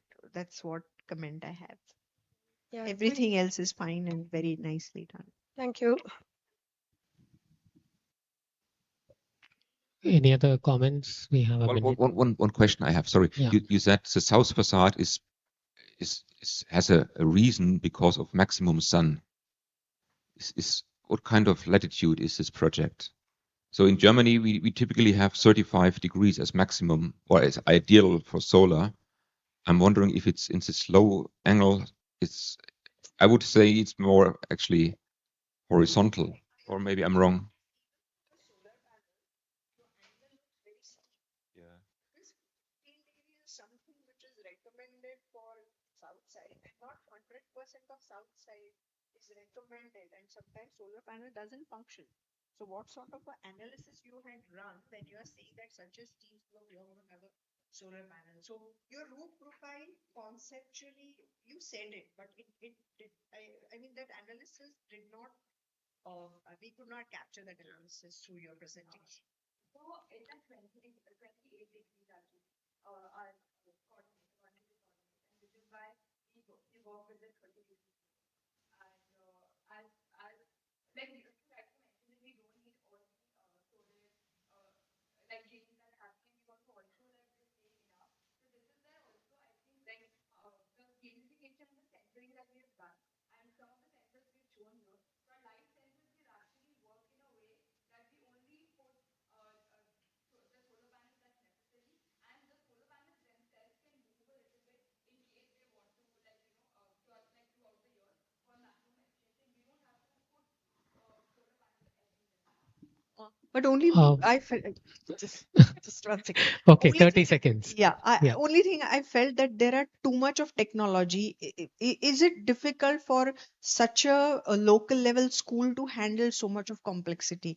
I think too many technology oriented systems are the user friendly. That is also something needs to be thought about. Just pumping in technology is not a good idea, but integrating them into the kind of fabric of the society where you are trying to weave, that's very important. That's what I felt. Yeah. Thanks, Anuja. Team, we'll have to move to the next presentation. I'm sorry, but we can probably have a, yeah. Yeah. Thanks. Thank you, team. Thank you, team. Thanks a lot.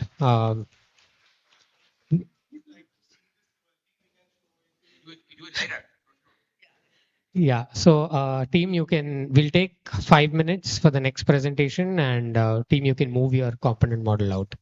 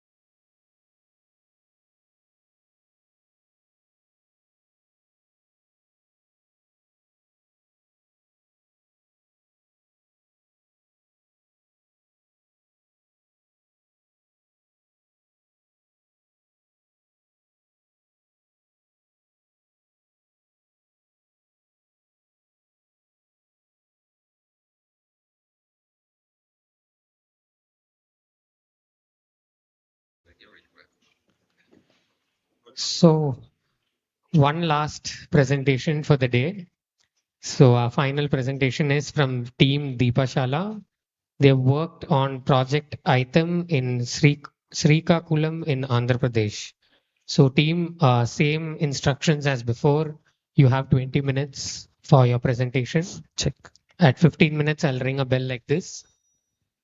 And you won't have a 21st minute. I'll stop you at the 20th minute. And after that, you'll do a 10-minute Q&A with the jury members. So you guys are ready?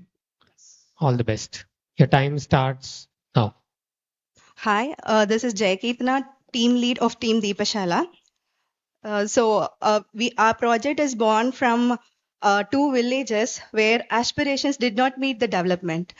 There were shortage of schools in those two villages in the Tekhali subdivision of Visakhapatnam. So those two schools approached a project partner who has a college there in the Tekhali subdivision. So thus born our project ITHM, catering to 600 students, bringing their aspirations to life. So the site lies in inside the campus of ITHM, adding to the brownfield development, which again adds to the sustainability part. So this is a team comprising of 7 members and 2 faculty advisors and a faculty lead. So upon the site analysis, we come to know that the site has own strengths, having its own ecosystem with mature trees around the site, having a controlled microclimate inside it. And also, it is also a challenge that is that we have to retain the natural existing features to accommodate the design. So based on another analysis of the site, we have the topography, which in that the type of soil is a red soil, which again catered to making a decision of using CSCP blocks, which is made on site. And then comes the climate analysis. Our site falls under the climate zone of warm and humid climate, according to ECPC guidelines. And the design problem here is the WPT seldom exceeds 28 degree threshold, which is ideal for the moderate activity. So the design problem here is mitigating the humidity of 74% with the annual wind speed available. That is the design problem, and our design solution caters to solve this design problem.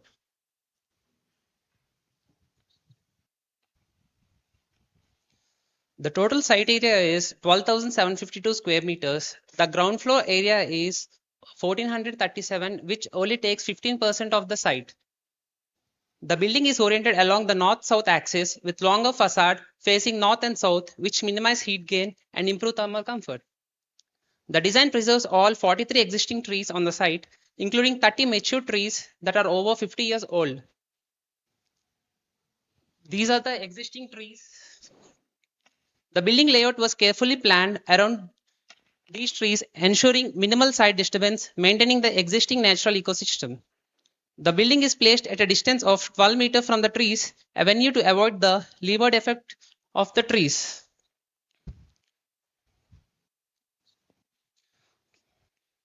Coming to the step 2, where our concept has been developed, the corner rooms which we are having in the end only experience the optimal cross ventilation when compared to the other rooms in between. So we thought of having a courtyard in the center where it reduces the usable floor area.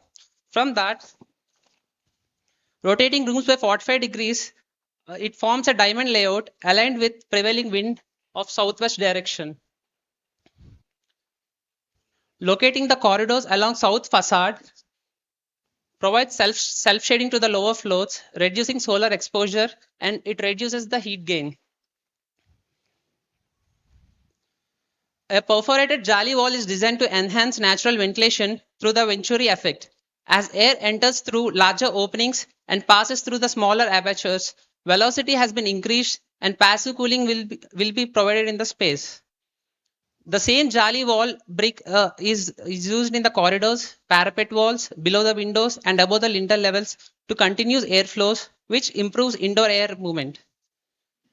The recreational spaces are provided on the upper floors, acting as a thermal buffer zones that reduces heat transfer from the terrace. These are the different views from the, this is the primary block and this is the primary block and this is the secondary block, where we have a kids play area in here and the main playground will be placed here. We are having a L-shaped seating areas in the corner, where we are focusing on agriculture also, because it was in an agriculture background space. So we want students to learn agriculture here. So we are incorporating space for agriculture, where it helps students to learn about agriculture and the importance of the agriculture.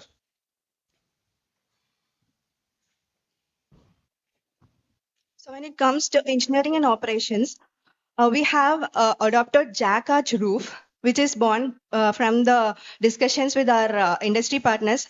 So we have a jack arch roof assembly, wherein we have a jack arch roof made of CCP bricks with a coconut shelling in between, and the flooring is the lime screed flooring. So we have tie beams at the end, which transfers the load of the jack arch roof. And it is a load-bearing structure wherein we are eliminating the use of columns and beams. And when it comes to building operations narrative, we have energy management, wherein energy management, all the spaces are naturally ventilated as per the requirement of our project partner also. And we have only the things which we had given mechanical ventilation is the computer lab, principal room, and vice principal room. For the computer lab, we have calculated the requirement of the tonnage of refrigeration based on the ASHRAE standards, depending on the grand total heat gain, with the room's sensible heat gain and room latent heat gain. So the ton of refrigeration we have arrived. Based on that, we have used the system.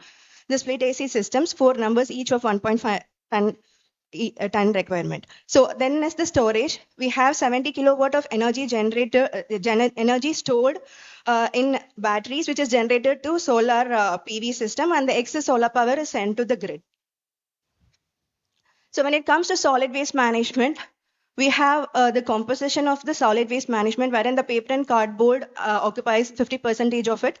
And we are segregating this on site all the ways, and we are sending it to the recycling plants. And the organic waste we are sending it to the composting pits, which is in the college campus. So thus we are diverting 95.1% waste from the landfills. So this is the building automation and control systems. We have daylight sensors. For ventilation control, we have manually assisted ventilation strategy, and this energy monitoring, water monitoring meters are there, and we have energy dashboards, which will also cater to the educational integration in the campus. So when it comes to collaborative innovation, we have the main component of our design was born with the collaborative innovation with our industry partners. That is the CACB, the use of CACB bricks, which is made on site upon their advice, and the jack arch roof assembly, which is also an input from the industry partner, which we have used in our design. These two innovations have been used in our design based on the collaboration part. And our team members, since we are we are not a multidisciplinary team, but though we have divided the topics and brought in the collaborative effort here. So next comes the health and well-being. For health and well-being, we have taken into account the 10 pointers given by WELL standards. First comes the air.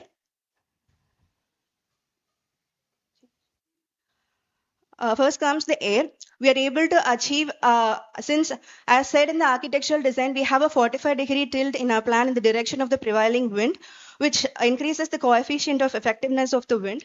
So, and which caters to the increased ACH of 43% we have achieved. And again, the indoor CO2 concentration we have achieved for 480 ppm, and the window flow ratio we have achieved 44%, which is more than the 16.67% prescribed by ECBC. And based on the CFD analysis, we are able to prove that we are getting a desirable wind speed of 1.2 to 3 meter per second inside our classrooms. This is the CFD analysis done for the classrooms. So in thermal comfort, so we have used the, we have selected the materials which has the U value, which has low U values prescribed below the standards of ECBC. So we have calculated the heat gain. So heat gain reduction from the base case is 46.5%. And also we have calculated the building index for the proposed case, which is 0.37. So according to SP41 standards, it comes within the range of 0 to 51. Even if it'll cater to the comfortable range with the fan, even if the indoor temperature reaches 32. So thus we have achieved the thermal comfort inside our classrooms, and we have used CBE Clima tool to for analyzing the adaptive method, and we have achieved 80% acceptability limits there, and in operative temperatures based on that ASHRAE 55 standards. And when it comes to light, so we have used a light stanza for analysis of the lux levels, wherein we are able to achieve 300 to 750 lux of recommended lux levels inside the classrooms. And moreover, the orientation proves that we receive diffuse light from north, and the shading by the corridors on the south also gives us glare-free light. Then an analysis of SDA and SDA of 98% and daylight autonomy of 98% also proves that we have utilized the daylight potential along with the window wall ratio of 22%. So next comes the sound.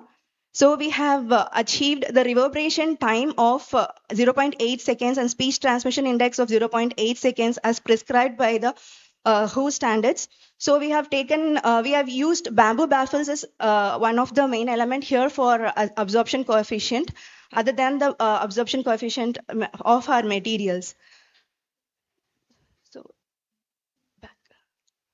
So materials we have used is the CACB Brock's Tandoor flooring, which is VOC-free materials, which enhances the indoor environmental quality. Outdoor gathering spaces and learning spaces, and we have included agricultural activity this promotes movement inside the campus.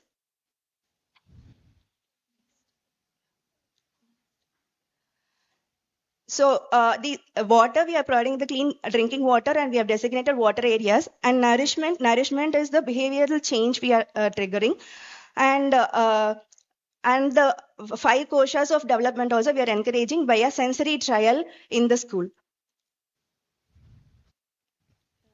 Coming to the energy performance, like we are working into passive strategies like 45-degree of tilt perpendicular to the wind direction, and Venturi effect, static effect, and self-shading devices.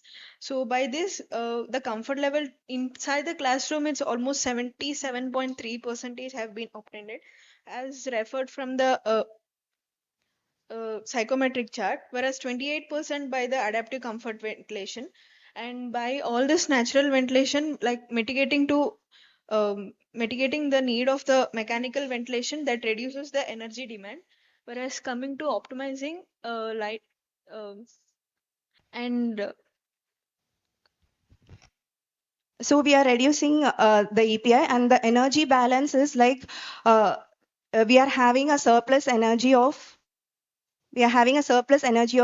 9,725 kilowatt based on the energy consumption and the energy generation by the solar power plant. So the net EPI is minus 4.26, which indicates that we have a net positive building.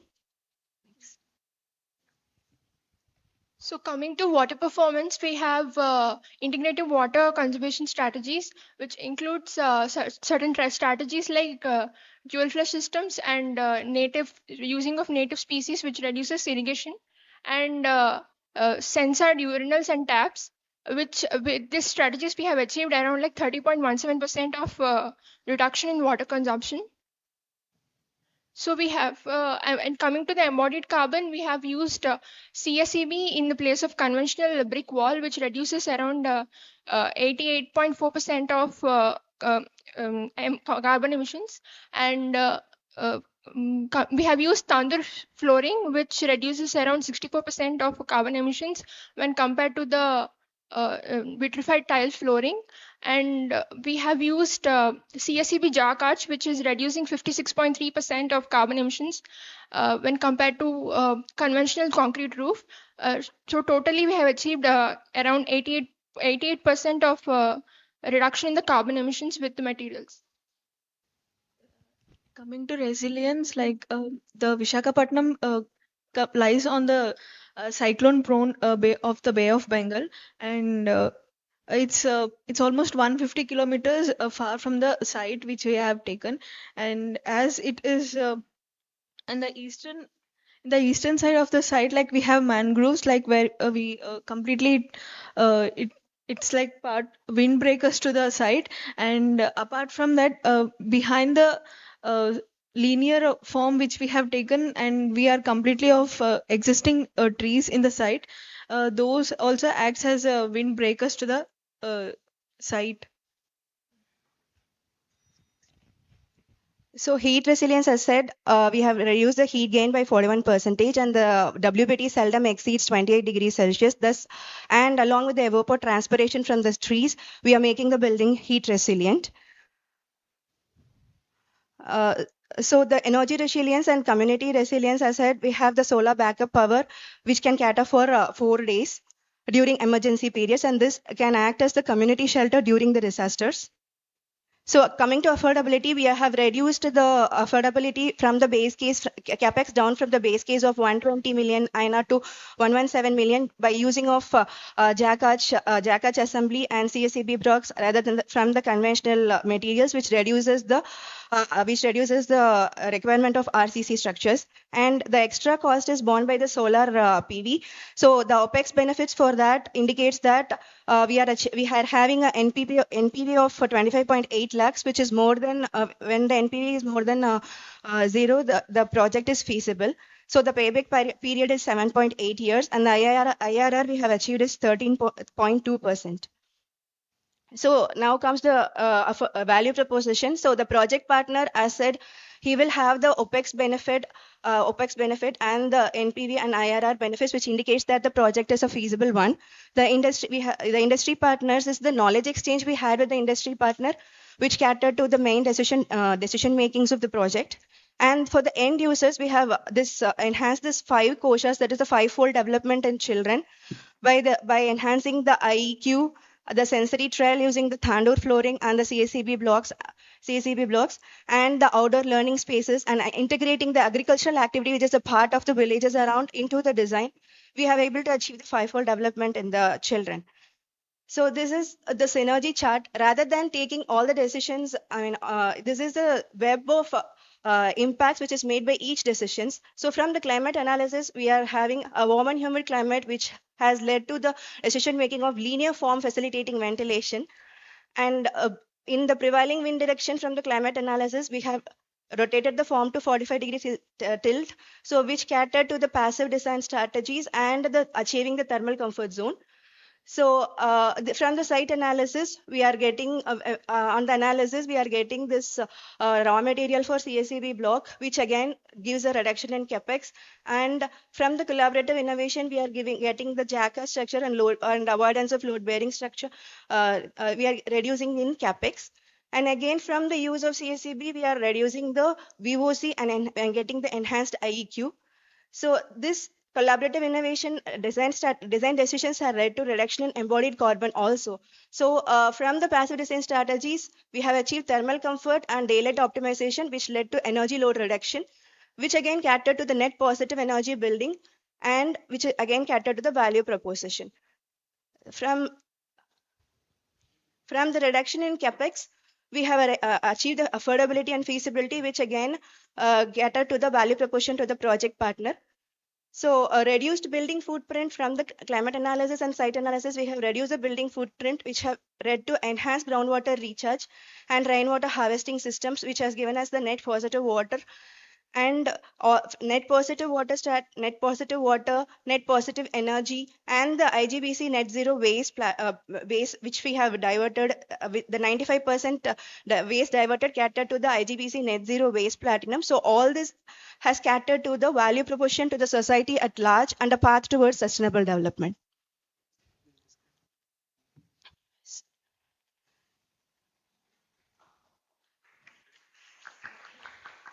We have the component model wherein we have tested with the with the normal Jali block and the block which we have proposed for the Venturi effect. We tested it with the anemometer. So there is a difference of 0.2 meter per seconds when we tested with the hand fan and the anemometer. So if you wish to, I can demonstrate the common with the hand fan and the anemometer inside. We have enclosed everything, and we have kept the anemometer inside and tested with the normal jali block and the block. This block has outer opening as a large opening and the inner as a small opening. So with that we have tested, and since we have tested for only one block, we have achieved this difference of 0.2 microseconds of 0.2 meter per seconds inside this when we tested the anemometer. Yeah, sorry. That bell was for the presentation. Now we can start the Q&A. So, yeah, yeah, please go ahead. But yeah, Well, I would actually have a question that, especially about your block. Where is it positioned? So the normal jelly was on the south facade, and the special one was where is it located in your design? So coming to the point, these are the corridors where we don't want to stop the prevailing wind from the corridor. So we place the jali walls in the corridors, as well as we are placing it in the sill level, and as well as the lintel level on top of the lintel. So we are not using any type of windows here. We are using a rolling shutter inside. So we don't want to block any type of wind having hinge shutters outside.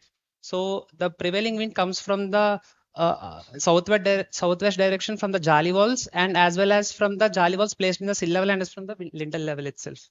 So this would be the positive pressure, and this would be of negative pressure. So wind coming inside travels inside the classroom, experienced by the children inside, and it goes out from the negative pressure. And these elements are where? These blocks, where are they? So these blocks are placed in below the windows and top of the windows. Which one, left or right? This one. This one. Ah, that's on. And the other one? It's you mix it. No, it's to demonstrate the difference. Okay, it's just for. Okay. Yeah, creating a funnel type Venturi effect inside the jali wall. Right. Okay. It's slightly confusing. There are a lot many things are unanswered right now in your presentation. I fail to understand. Then there are no windows. We have a window in the southwest direction. Right now, you said there is no window. There's no shutters, window shutters. No, window is then it's a opening and it cannot be called as a window. Architecturally, window is with the shutters and frame, and opening is just a blockwork opening. Yeah, we are having an opening which is covered with grills, and inside we have a rolling shutter to cover that if anything comes like rain or something. Okay. Okay, there are several questions which I have. First of all, jack arch assembly, I could see a continuous corridor. I don't know how structurally jack arch is going to be worked out for the continuous passage, and it's like passage going nowhere, connecting two different building blocks, and I don't know what that passage is doing. Then there is a jack arch assembly. I don't know what is the span of the classroom and that module. Again, at 45-degree angle, at just junction, you're connecting two blocks. How stable that joint is structurally. So there are several questions I have in my mind related with the whole structural composition of this building. And then the question arises that why this form and why this kind of composition? Because despite of your having lot of trees, you can build around the trees. You need not go like a marathon running building. And that is something which is really not getting convinced. And then the components, with the jack arch assembly, I'm still fail to understand that what you have really, though your analysis shows, but this passage is something which is I feel that with the same passage you could have reduced, and at the same 45 angles you could have a cluster connected with the tree plantation or something like that, and probably it would have given you the same sort of results what you are trying to show me here. and maybe your south was protected in much different way. So I did not see that sort of a process. You just directly arrived with one horizontal turned into 45, and then they are connected at a point. So there are several questions which arises from the structural standpoint. If you can answer them, you can give the answer. Yeah. So coming to the form which we chose, so since it is a warm and humid climate, we wanted to have a linear form wherein there is no blockage to the wind flowing. That is the reason why we chose this form. I don't know from where such analysis comes, because when you have 8.5 acres of land parcel, right? That's the size of your land parcel. 3 acres. Even if you have 3 acres of land parcel, you have several strategies by creating the opening within the structures. Also, you can change the wind direction. I mean, there are certain design strategies. There is a module, but there is no design evolved through which all these elements are integrated in the design, by through which the wind can be turned in a different way. Even your tree plantation and several other factors and element also change the wind direction. So just because orienting building and just creating that sort of a orientation, you could have thought about another processes. That's what I feel. Otherwise, the whole process, the contest are being well thought about. But I was expecting something more, and that passage is something which is quite disappointing. You really, as an architect, you really need to think about that design can have several other processes and orientations through which architect can design it Yeah. for the same land parcel. You had excellent opportunity and lovely land parcel. Yes, ma'am. So, yes, ma'am, I got your point. But the thing is, like, have designed outdoor learning spaces around the trees, and we have reduced the building footprint.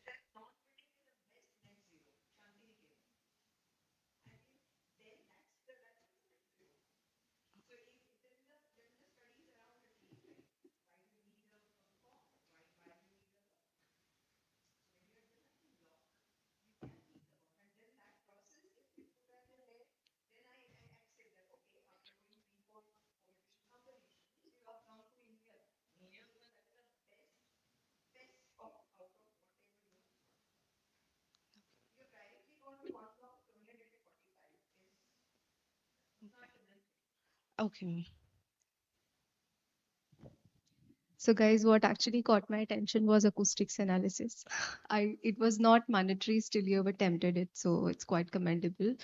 I was just curious to know, how have you calculated the SDI numbers, the speech transmission index? It's difficult to calculate. Yes, ma'am. How did you do that? Based on the Sabine formula, we calculated the reverberation time. So it was all on mathematical manual Yes, calculation. yes, manual. And you were able to achieve it with these high reflective surfaces, including uh, the floor and the roof. Yes, ma'am. walls. We have the Tandur flooring. We have the absorption coefficient values for everything we have mentioned.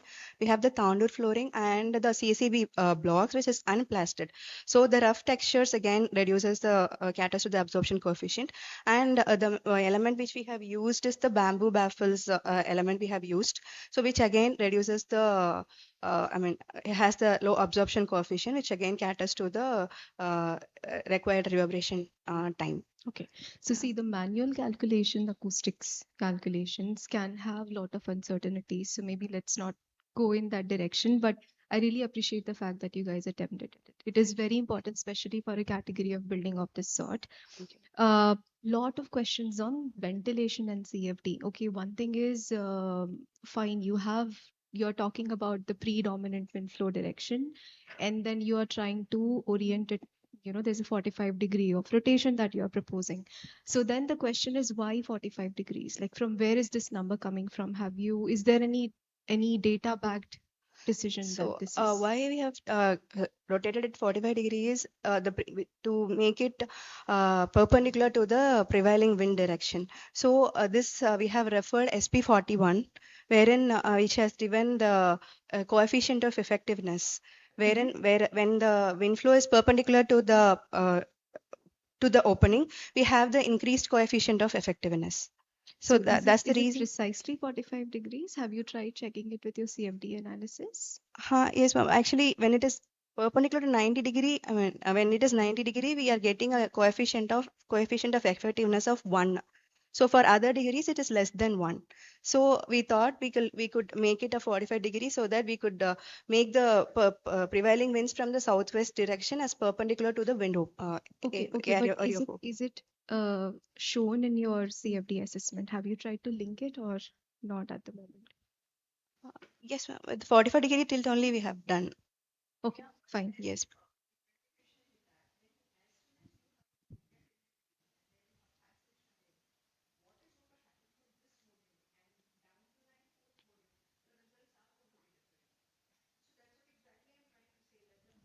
Positioning and what exactly how you're trapping the wind, you are going to get a different kind of a results. And that's where I felt that it's something which is a formula flat applied to everything, and the composition has become too repetitive.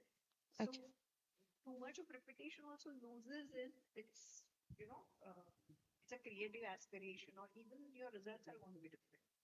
And if there are certain facets too much punctured, then also that space will not be that comfortable. I have paper and then there is a wind and I am not able to hold the paper. Okay. It's also not a good idea. What is the user inside? Who is using it and how much you want to control wind? All those needs to excite us more. That yes, this gives me a comfort. And you know, you have used the well standard of IGBC or IWBI, because IWBI platform is completely different. So you have used those icons. Yeah. No, it's not IWBI. Ma'am, it's the well strategies. Not it's not IGBC, ma'am. We have taken the pointers as in how we should contribute to the health and well-being from that. Uh, uh, IGBC is something which is basic. So I think you need to well study. we didn't go in deep. We just took the pointers. Yeah. Quick points, anything? Marcus, nothing? Okay. I wanted to say I'm happy that you state you have naturally ventilated classrooms. You can do that in that climate. It's doable.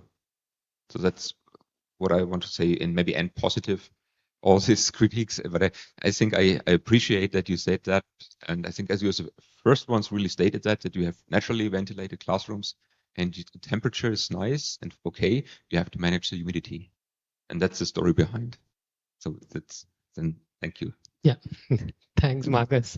Thank you, team. Thank you, team Deepashala. Very well done.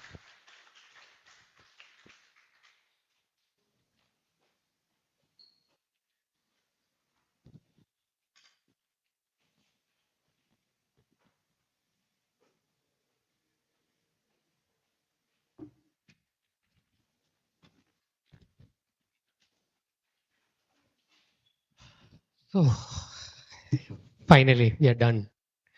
So that was our last presentation for the day. First of all, I think I want to thank the jury members. Immense dedication that they have shown over the last 1 month. They have looked at your reports, they've looked at your presentations today. So thank you so much for assessing these entries, and thank you so much for putting in the time. And I want to congratulate all the finalists who are here. It's not an easy stage to be on. You guys have gone beyond that and proved it here. I think that itself is a big thing. So big applause for that. And as jury coordinator for this division, I got a chance to look at most of your entries. Very interesting work. You guys have done some really incredible work. And I think the biggest thing for me out of this is that in these 7 months, you guys found a way to collaborate with each other and work together and do integrated design. I think that itself needs a big applause. So well done, guys. And once again, thank you, jury members, for your feedback, time, and guidance. Thank you to our finalist students. We'll break for tea. Right before we break for tea, there's a small session here for about 20 minutes. But after that, the jury members are going to meet with each other. They're going to decide who the winner of SDI 2026 is going to be. So, other than this, we have an exhibition called the Climate Smart Innovation Exhibition, where you get to see innovative building products from the industry that address climate change. The exhibition is now open. It should open in another 20 minutes once we are done with an informal session here. So proceed to the multiplex zone, which is about 5 minutes from here. And for people who are online, we are going to end the stream now, but stay tuned to our channel. And at 6 p.m., you can watch the 10 exhibitors from the Climate Smart Innovation Award pitch their products to the jury members. And until then, have a great evening. So that's it from the Educational Building Division.